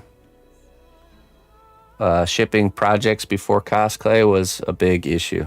I would have to make things really come apart. I couldn't do certain details the way I wanted to because I knew they would break. I would have to engineer the packaging in a way that would like make sure like nothing that was potentially fragile would be touching anything. It was a absolute nightmare.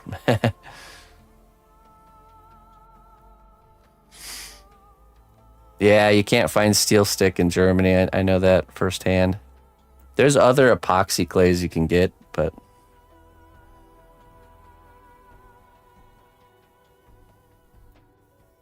okay. Trollheads was a perfect budget for you. Yeah, you know, that's part of it too. Like being able to come up with and offer different things for different budgets. So.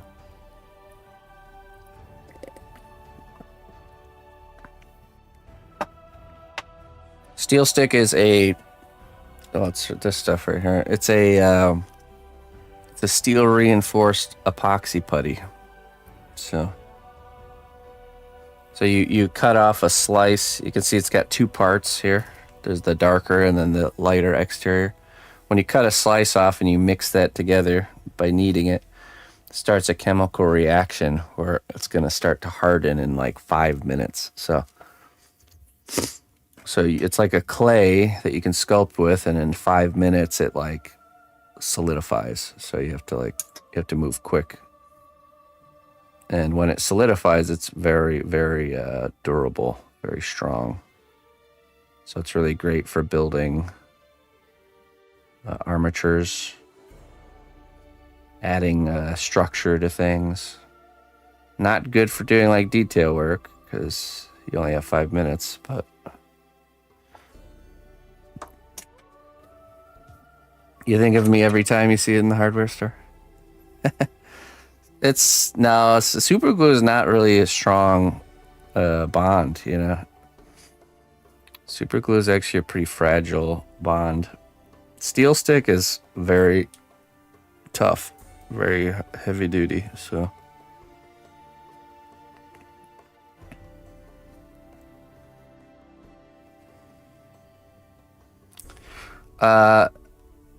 Yeah, probably be a bad idea. Not only because you have that ring stuck to your finger, but also because when a chemical reaction is fast, it actually generates heat. So it actually will get very hot for a minute there. I don't know if it'll get hot enough to burn your finger, but there's a possibility. Right.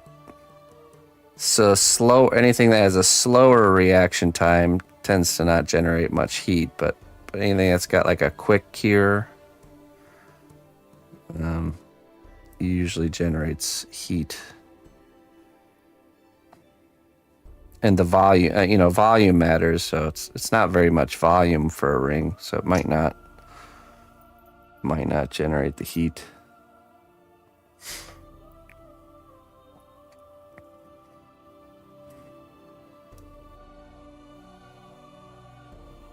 Okay, let's see.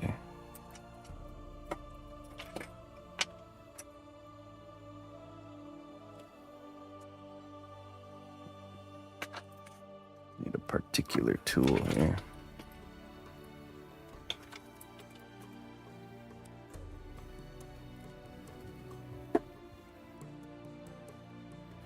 I use medium firm and extra firm, yeah. And I usually do. Unless I need like a whole bunch of it. Yeah, this is an extra firm block right here, and you just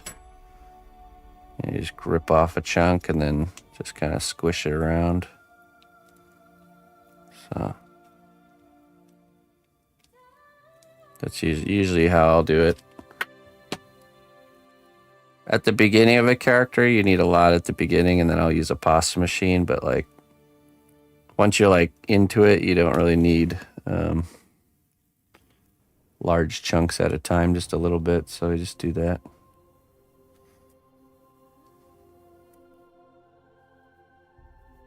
Yeah, it's easier to hand condition than Sculpey Firm was. Yeah.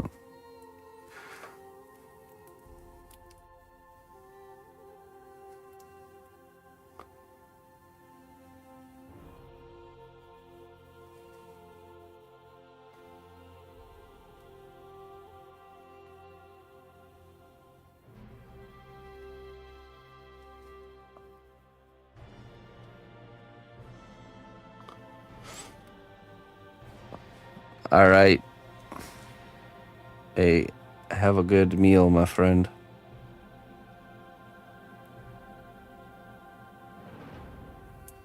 Yeah, I mean, you have to imagine I got some pretty above average hand muscles. So just use the pasta machine if it's like don't hurt yourself doing it.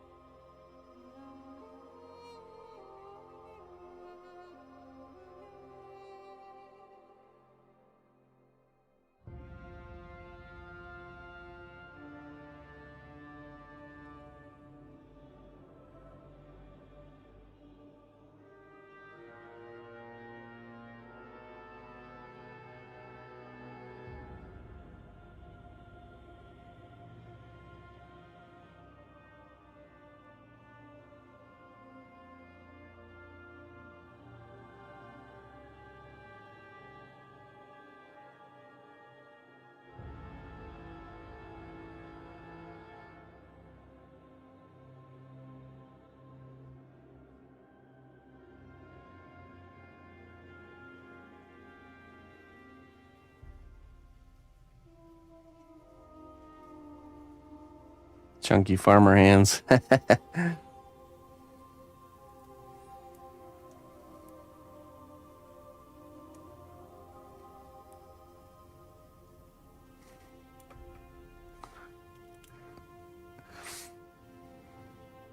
Yeah, you'll have an easier time for sure than Sculpey Firm.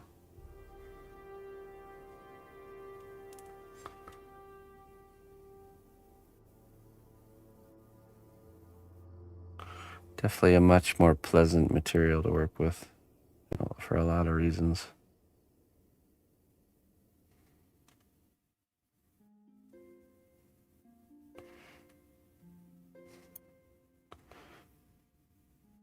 Oh.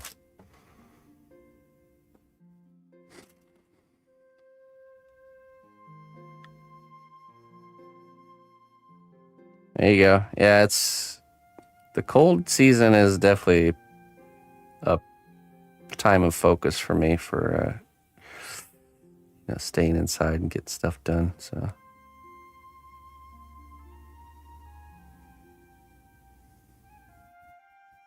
I was just doing some garden fall cleanup this morning. Do it.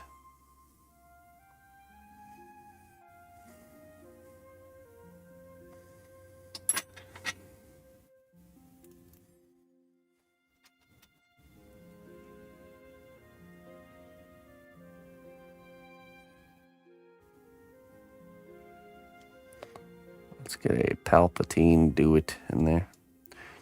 Do it.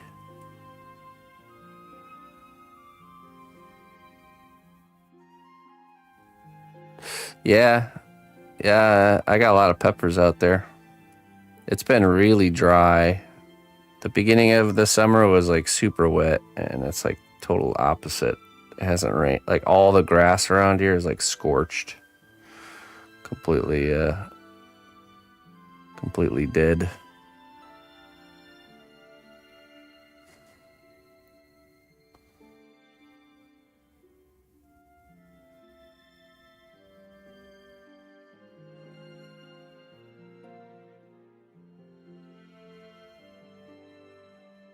Arnie's do it. Do it. Come on, do it.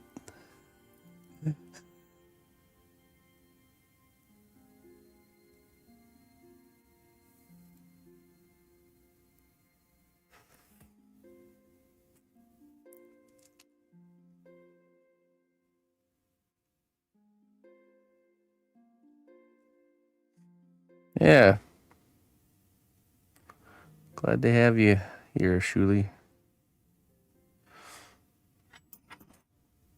Gonna add a little bit more material here.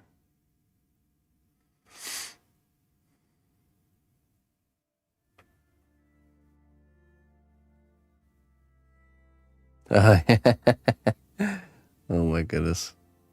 That's some old school stuff right there, Dashido.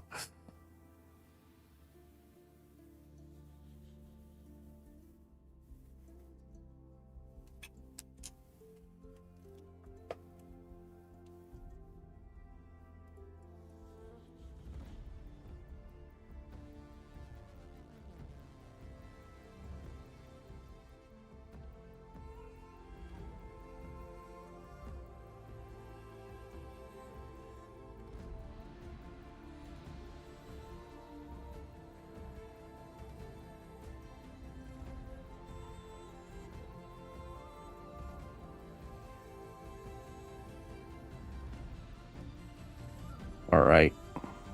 Lurking it up.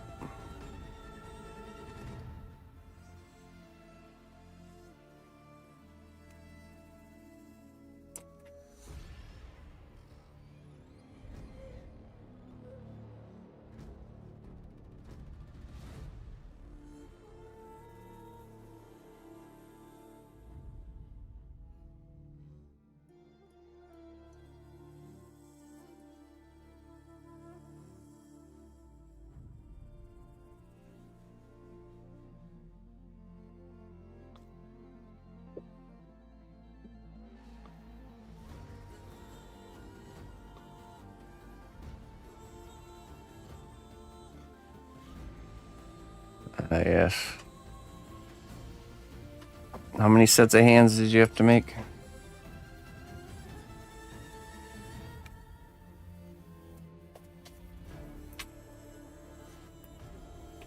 Oh, hey. The missus has posted the troll heads from this Friday.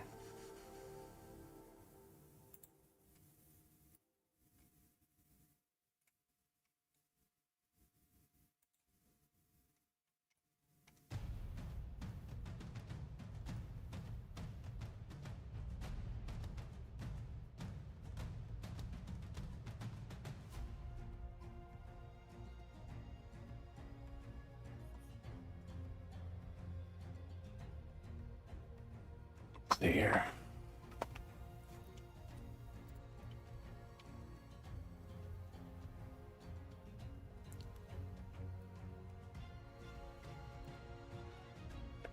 There we go. If you didn't catch it, this is the lineup for Friday with the prompts.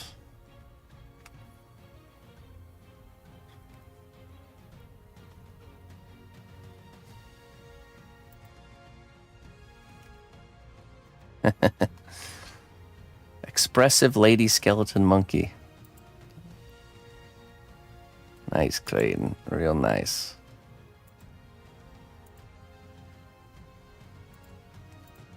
And then I got manga-esque waifu cyberpunk with cyber markings or tattoo.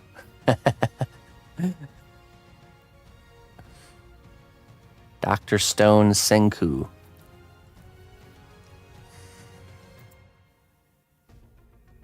I really like how the likeness for that one turned out.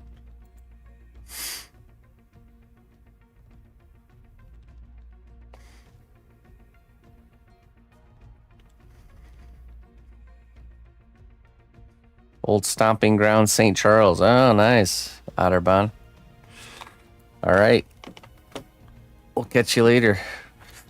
I know of the place of St. Charles. You going to like the downtown area?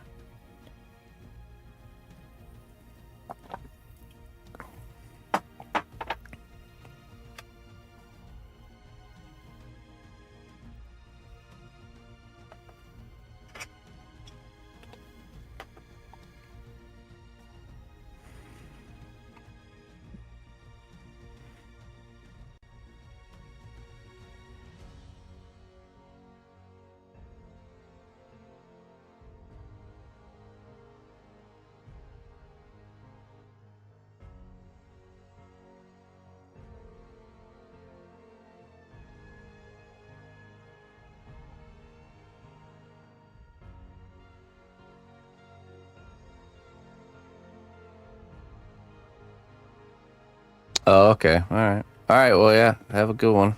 We'll catch you later.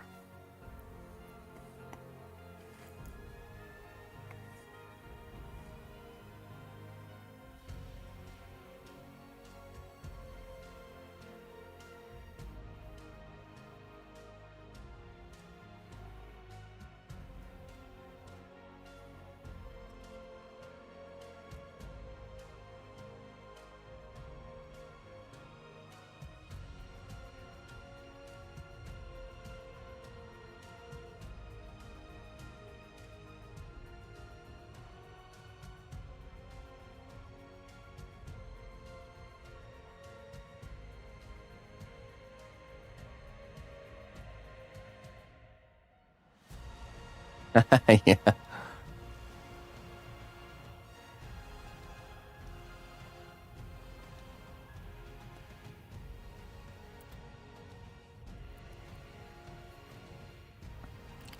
That was one of my first characters I made as a sketch with Shavant.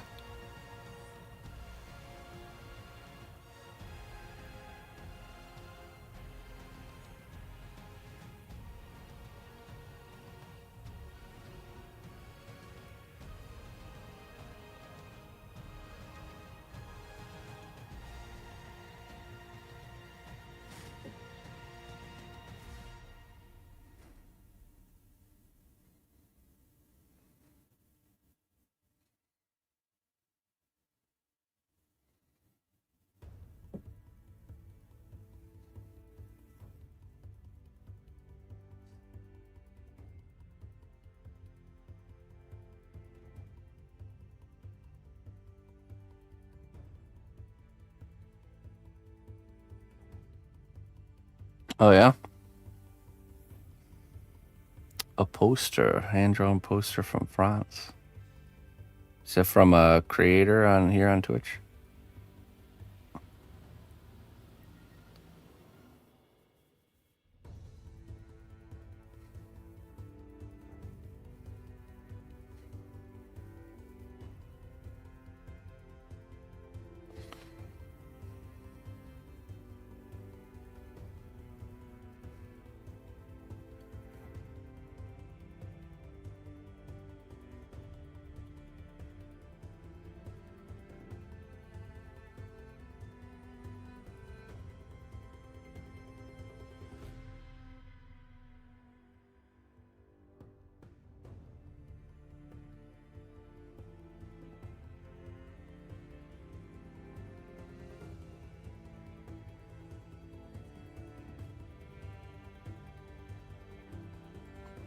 Just gotta take that inspiration and ball it up and apply it to something.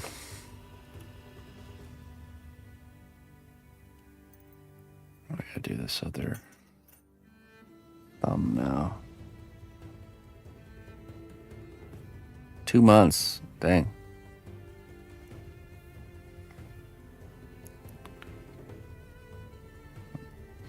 Good things take good time, that's for sure.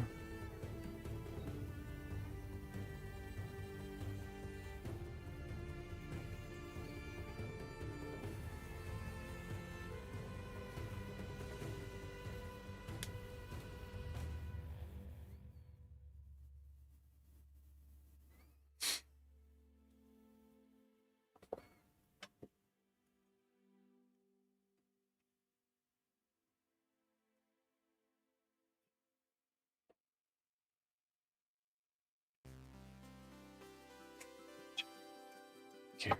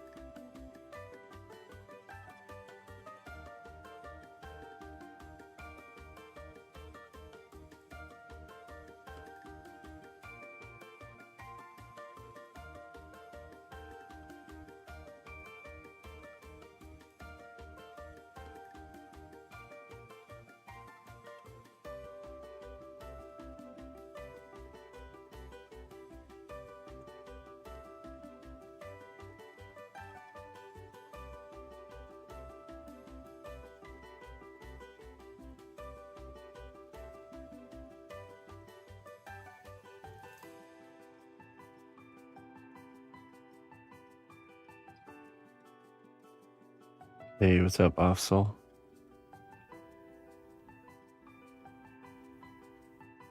Hey, thanks a lot, man. You as well.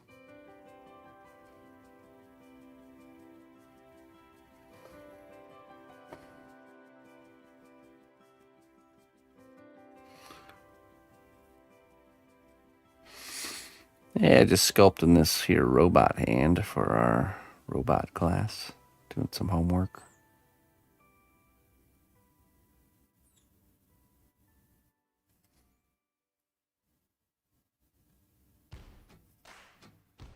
Hey, what's up, Gab girl?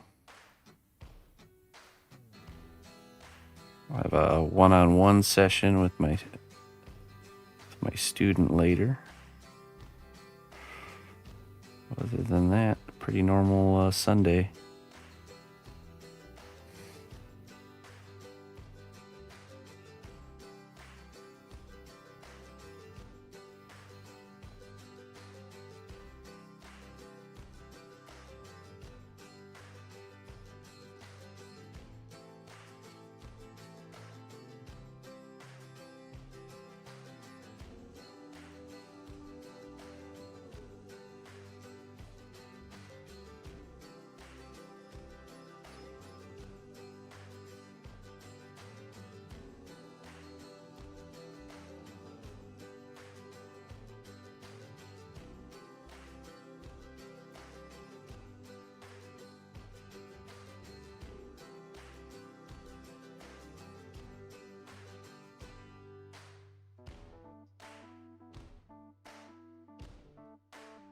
Hey, thank you. This is the hand to this guy right here. See, we already got the one. We already got the one hand. This one will be kind of like this.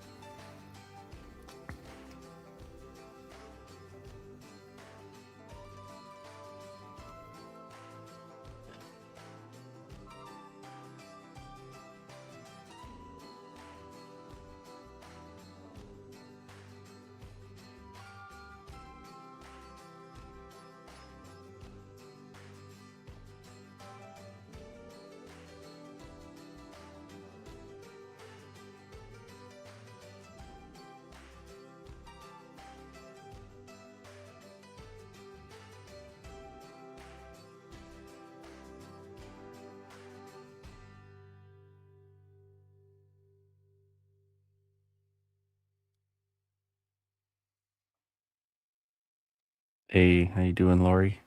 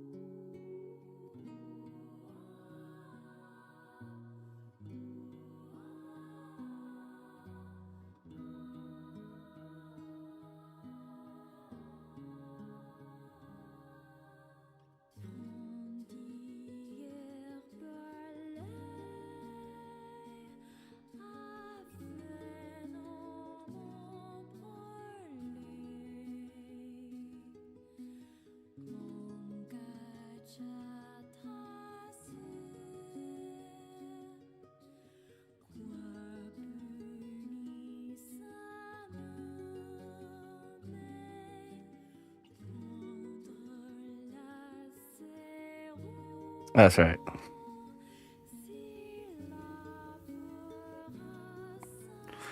Very nice, Lori. Very nice.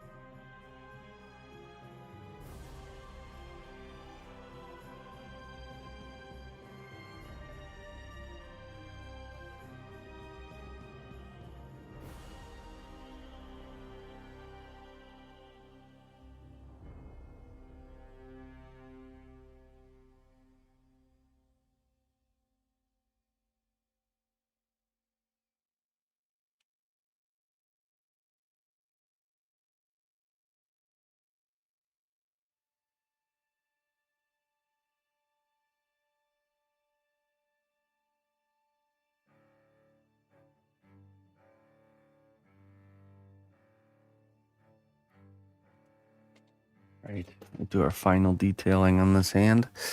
Let me go get some coffee first. I'll be right back.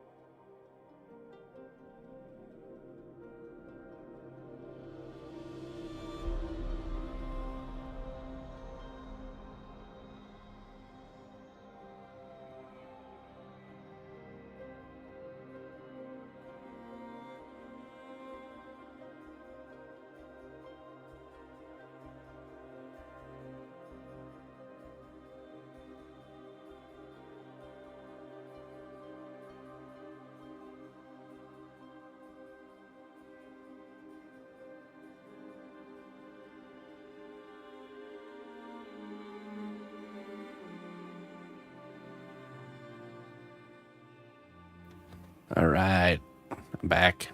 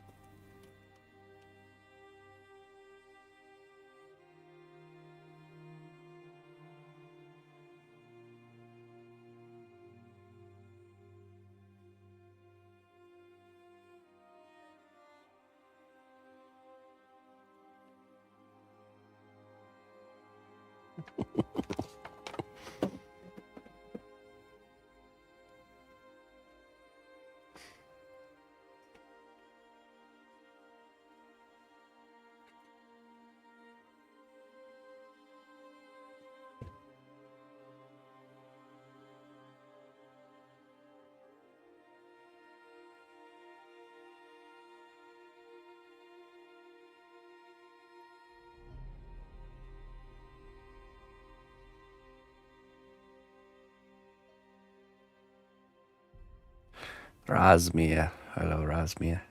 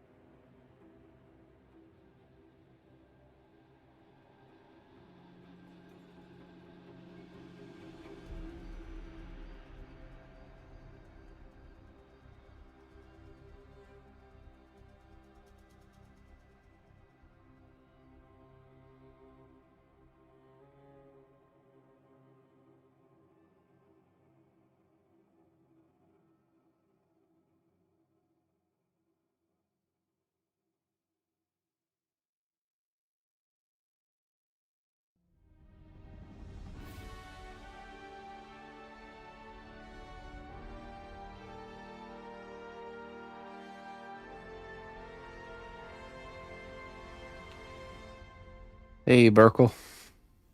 Have a good day, my friend.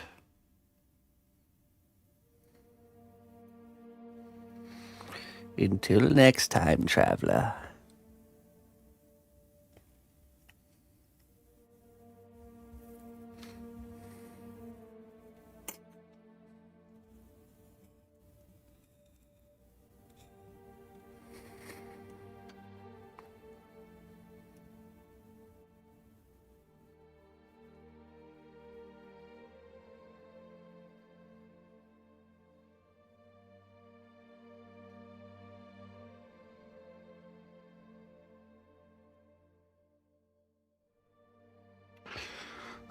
Luciano. Hello, Luciano.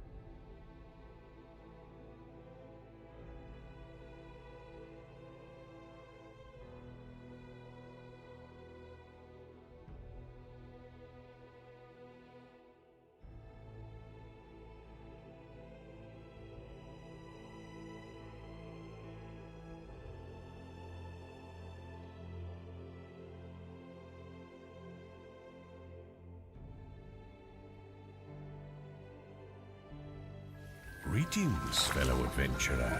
We've got everything you need to rest and refuel.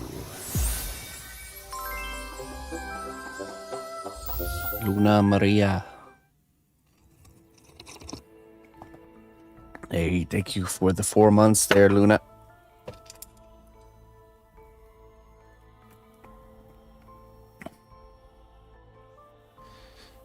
Hi. Gillyweed for you.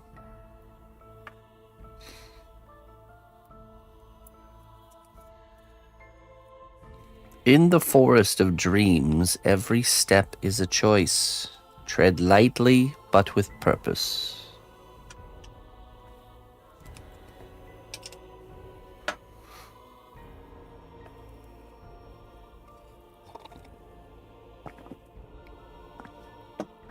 Yeah, we're working on our robot today. Robot hand.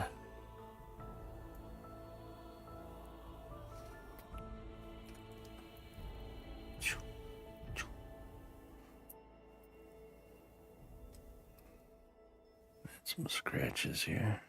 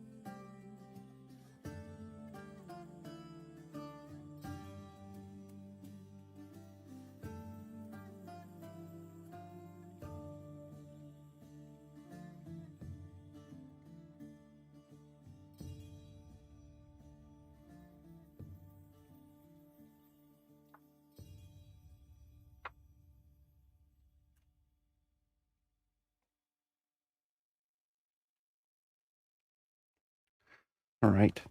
The hand is good. I'm going to also do one more thing on the backpack here.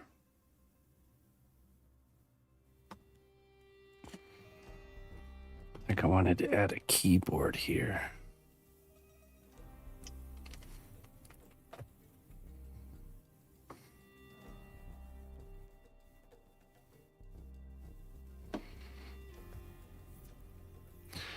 Actually, let's drill out these holes here. Let's see.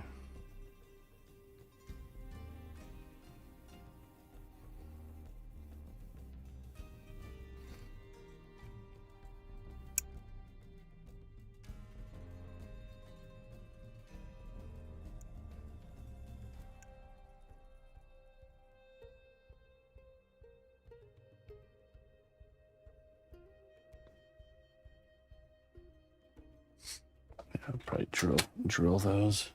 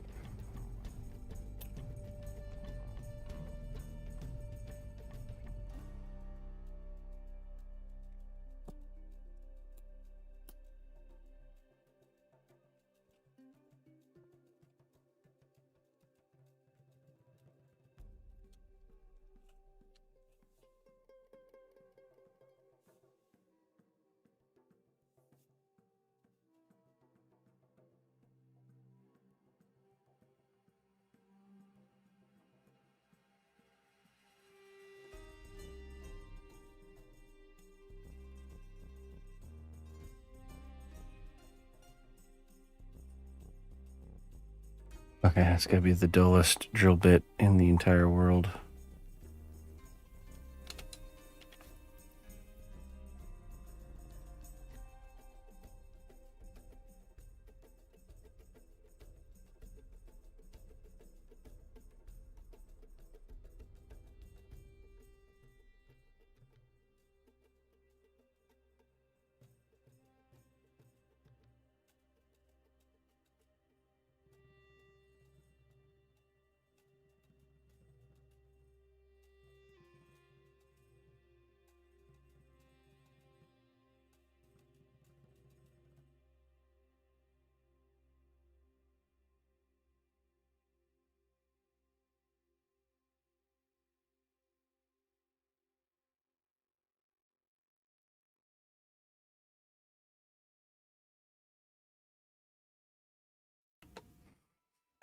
I mean, you saw it, look. It wouldn't even drill through this little piece of cast clay. I put some force on there too. That's pretty impressive. Pathetic. All right, let's try this one.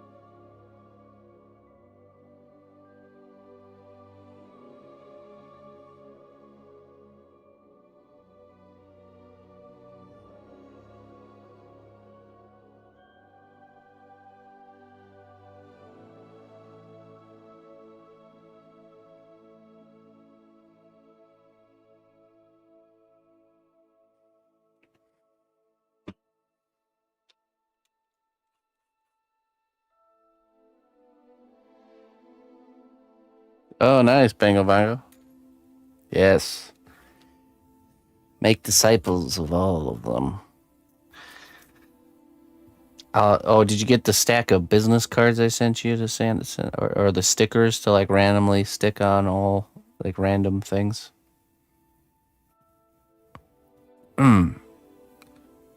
At least I'm thinking like 4 stickers per hour is a good rate of like how much you should be sticking them everywhere. Wherever you gotta stick them, you know.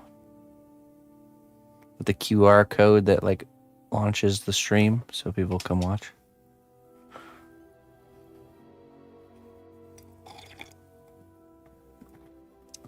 I wonder if you had a billboard and you did a giant QR code that if people could scan it from like a distance and it would actually work.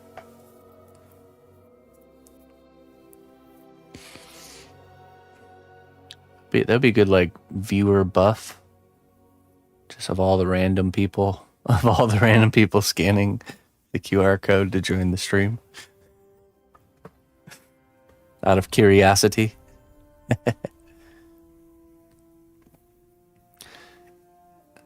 Simply buy a billboard. Yo, you rent the billboard space. We'll put a giant QR code and then we'll say, don't scan this. And then it'll just be like tons of people that'll scan it because they'll be curious. Don't do it.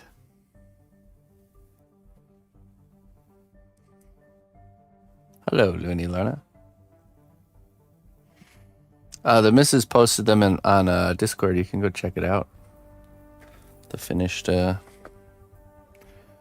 finished ones.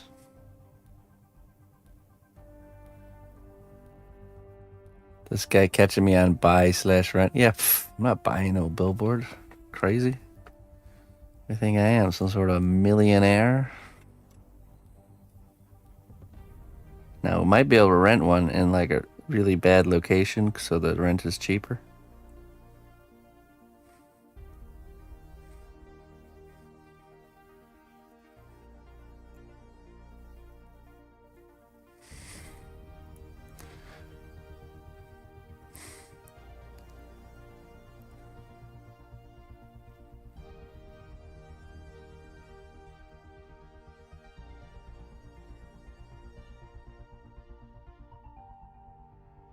I also think if we can all...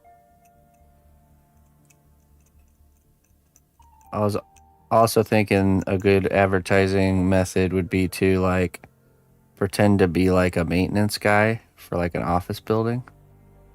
You know, I'll wear like a highlighter vest with a hard hat and a clipboard.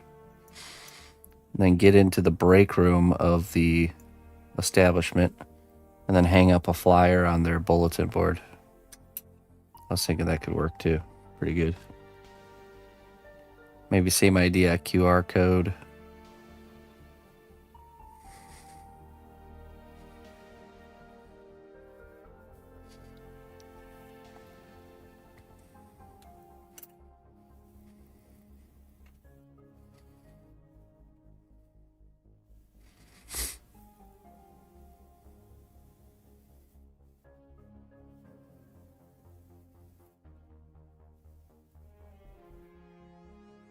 Let's make the keyboard here.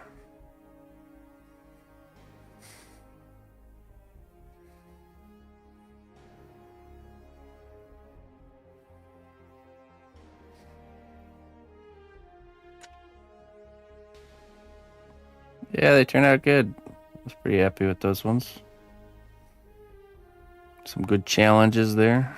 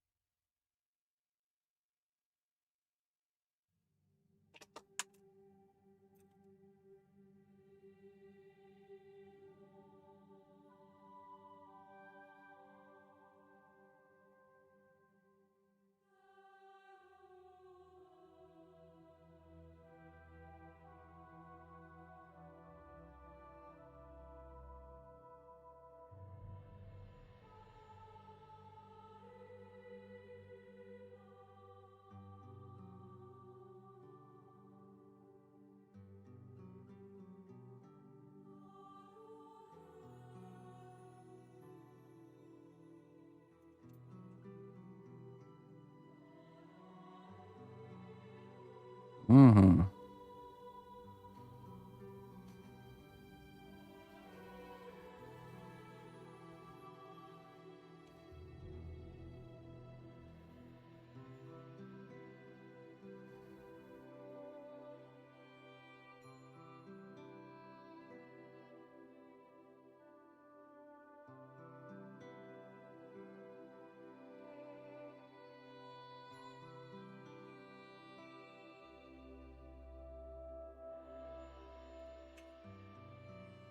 Hey, good to see you there, Mr. Bango.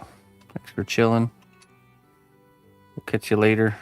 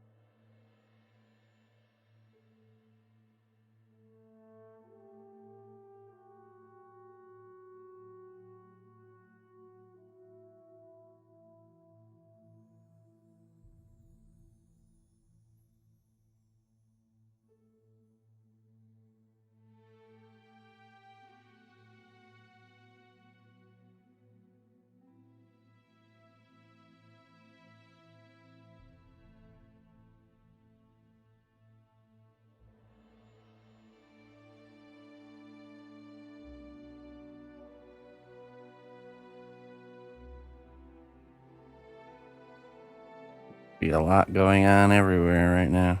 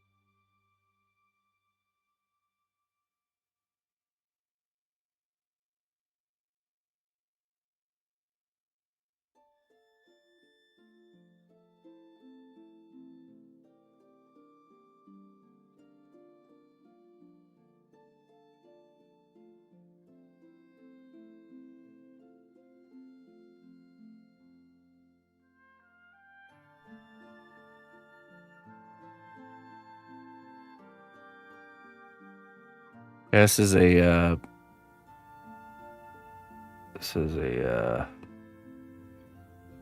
another world's keyboard, not ours.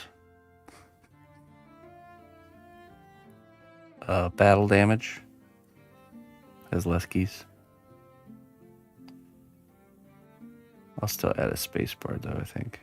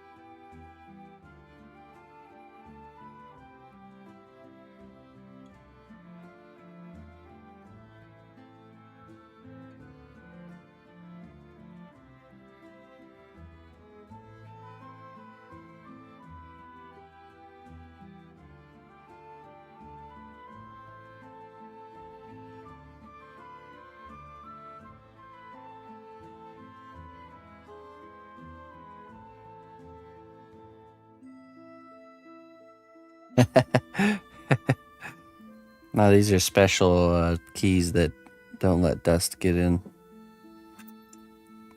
or rain or soot.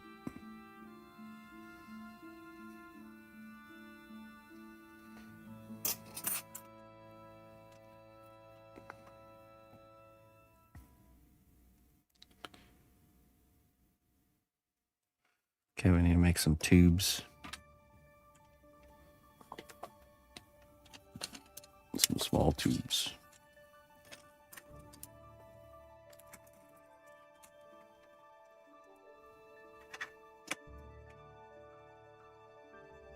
Time for you to get to work, Shuli. It won't sculpt itself. Yeah, it has one of those like plastic keyboard covers, like rubber, clear rubber, like skin, inside of a fast food joint.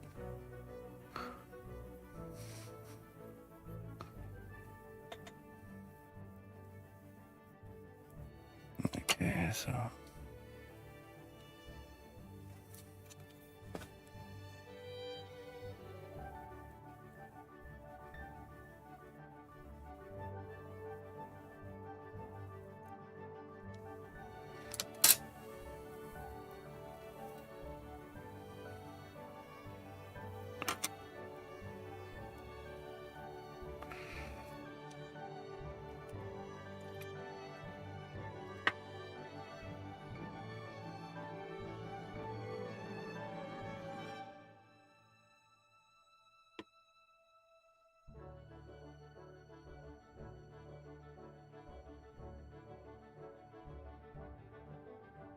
Well, what do you think? This robot like evolved itself into reality? It has a robot has a maker, and the maker needs a keyboard to interface.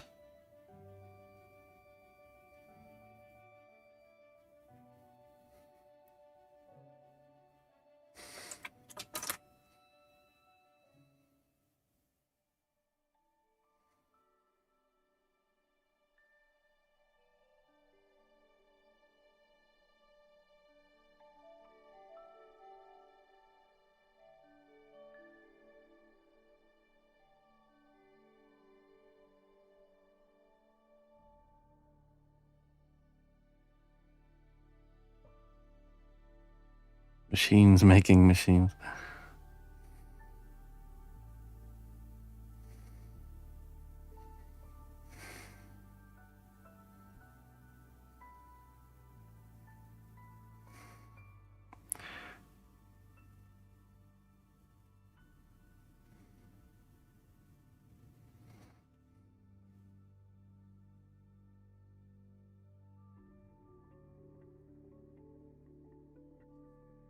Hey, pork chop.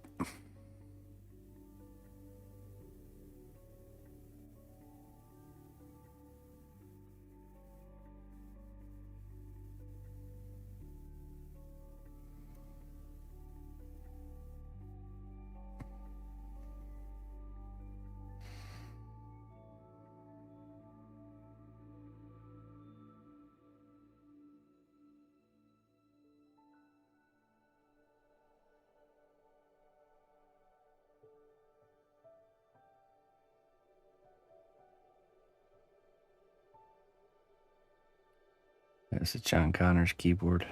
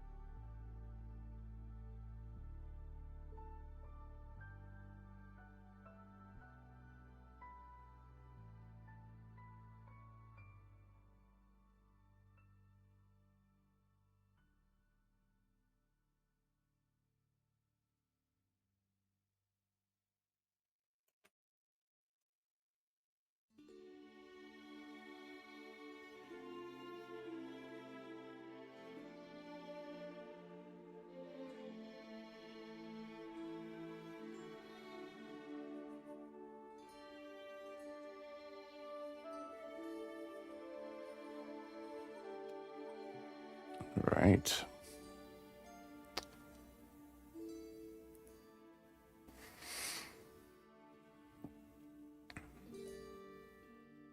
We'll put a little Atari load up screen on there.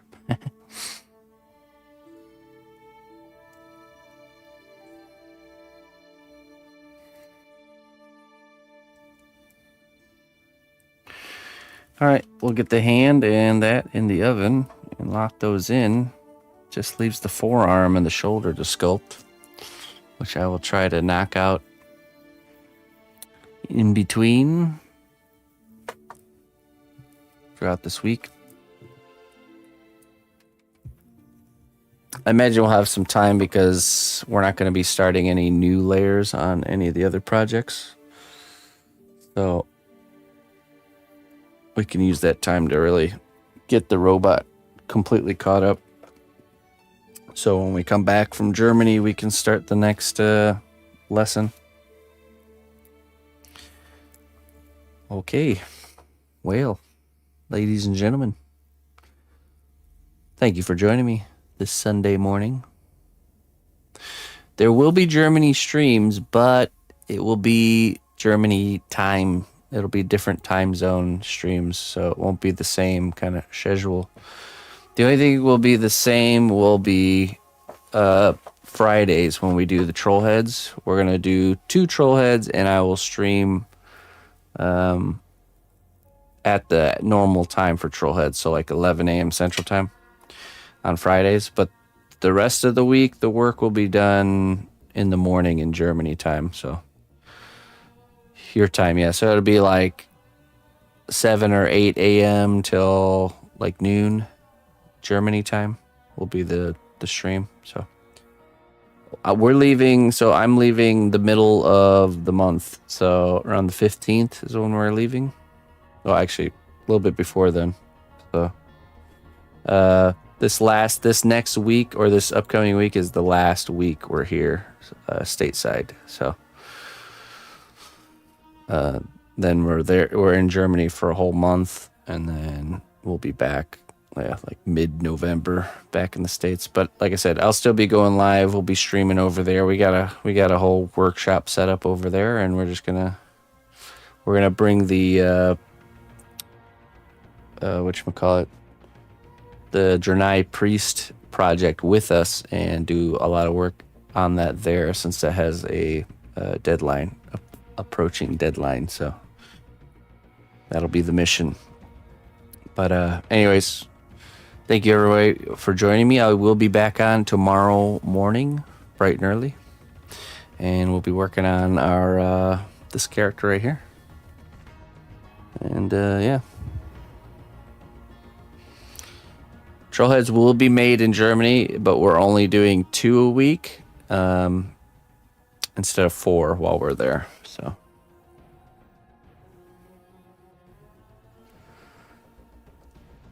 we're there for a visit there, Luke. Yeah, it's just to spend time with family. So I'm not there for any exhibitions or anything like that. Just gonna be sitting around a little German village, spending time, drinking some beers, probably playing some darts, you know. Yeah, a little bit of bowling. I usually join my father-in-law on his bowling adventures. So. Okay, let's find someone to raid, and I'm gonna get out of here. Oh, we got Glad, we got Animare. What else we got? You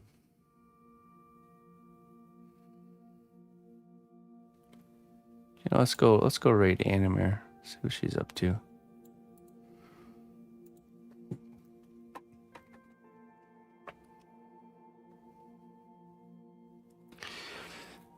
Yeah, or you can do it there too, D. It doesn't really matter.